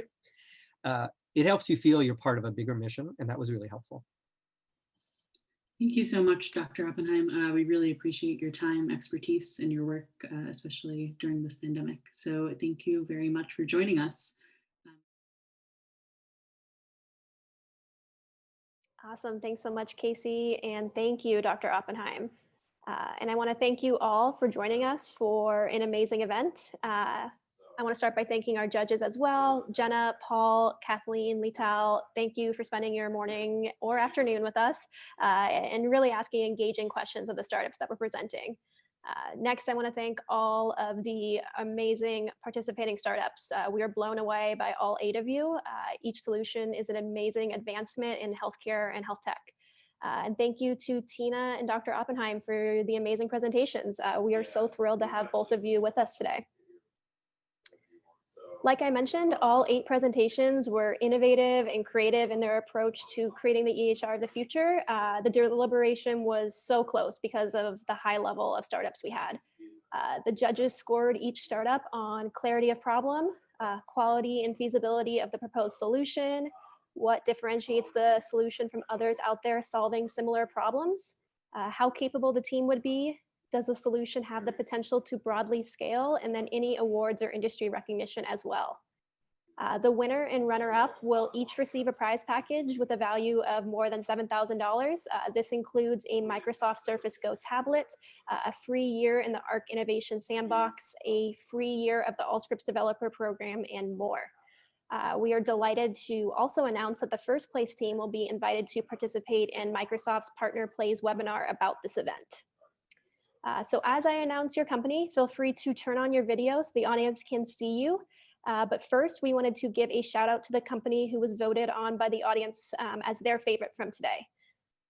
So the audience choice winner is DeepScribe. So congratulations, Matt, for an amazing presentation. Thank you, guys. Awesome. Next, for the runner-up, the judges have selected Ava. So Stan, Samit, Beth, thank you for an amazing pitch today. Great job. And finally, for first prize, the judges were all in agreement and the audience as well. So first prize goes to DeepScribe. So congratulations, Matt. Thank you so much. Awesome job today. Congratulations to the winning startups and to all the startups who participated. We're delighted to give you the spotlight to show how your solution can advance care, accelerate innovation, and then ultimately improve lives. Thank you to all the participating companies. So Allscripts, Microsoft, Sheba, thank you for your hard work in putting this event together. If you have any questions or want to get in touch with any of the startups from today's event, please feel free to reach out to me at samantha@matter.health, SAMANTHA@matter.health.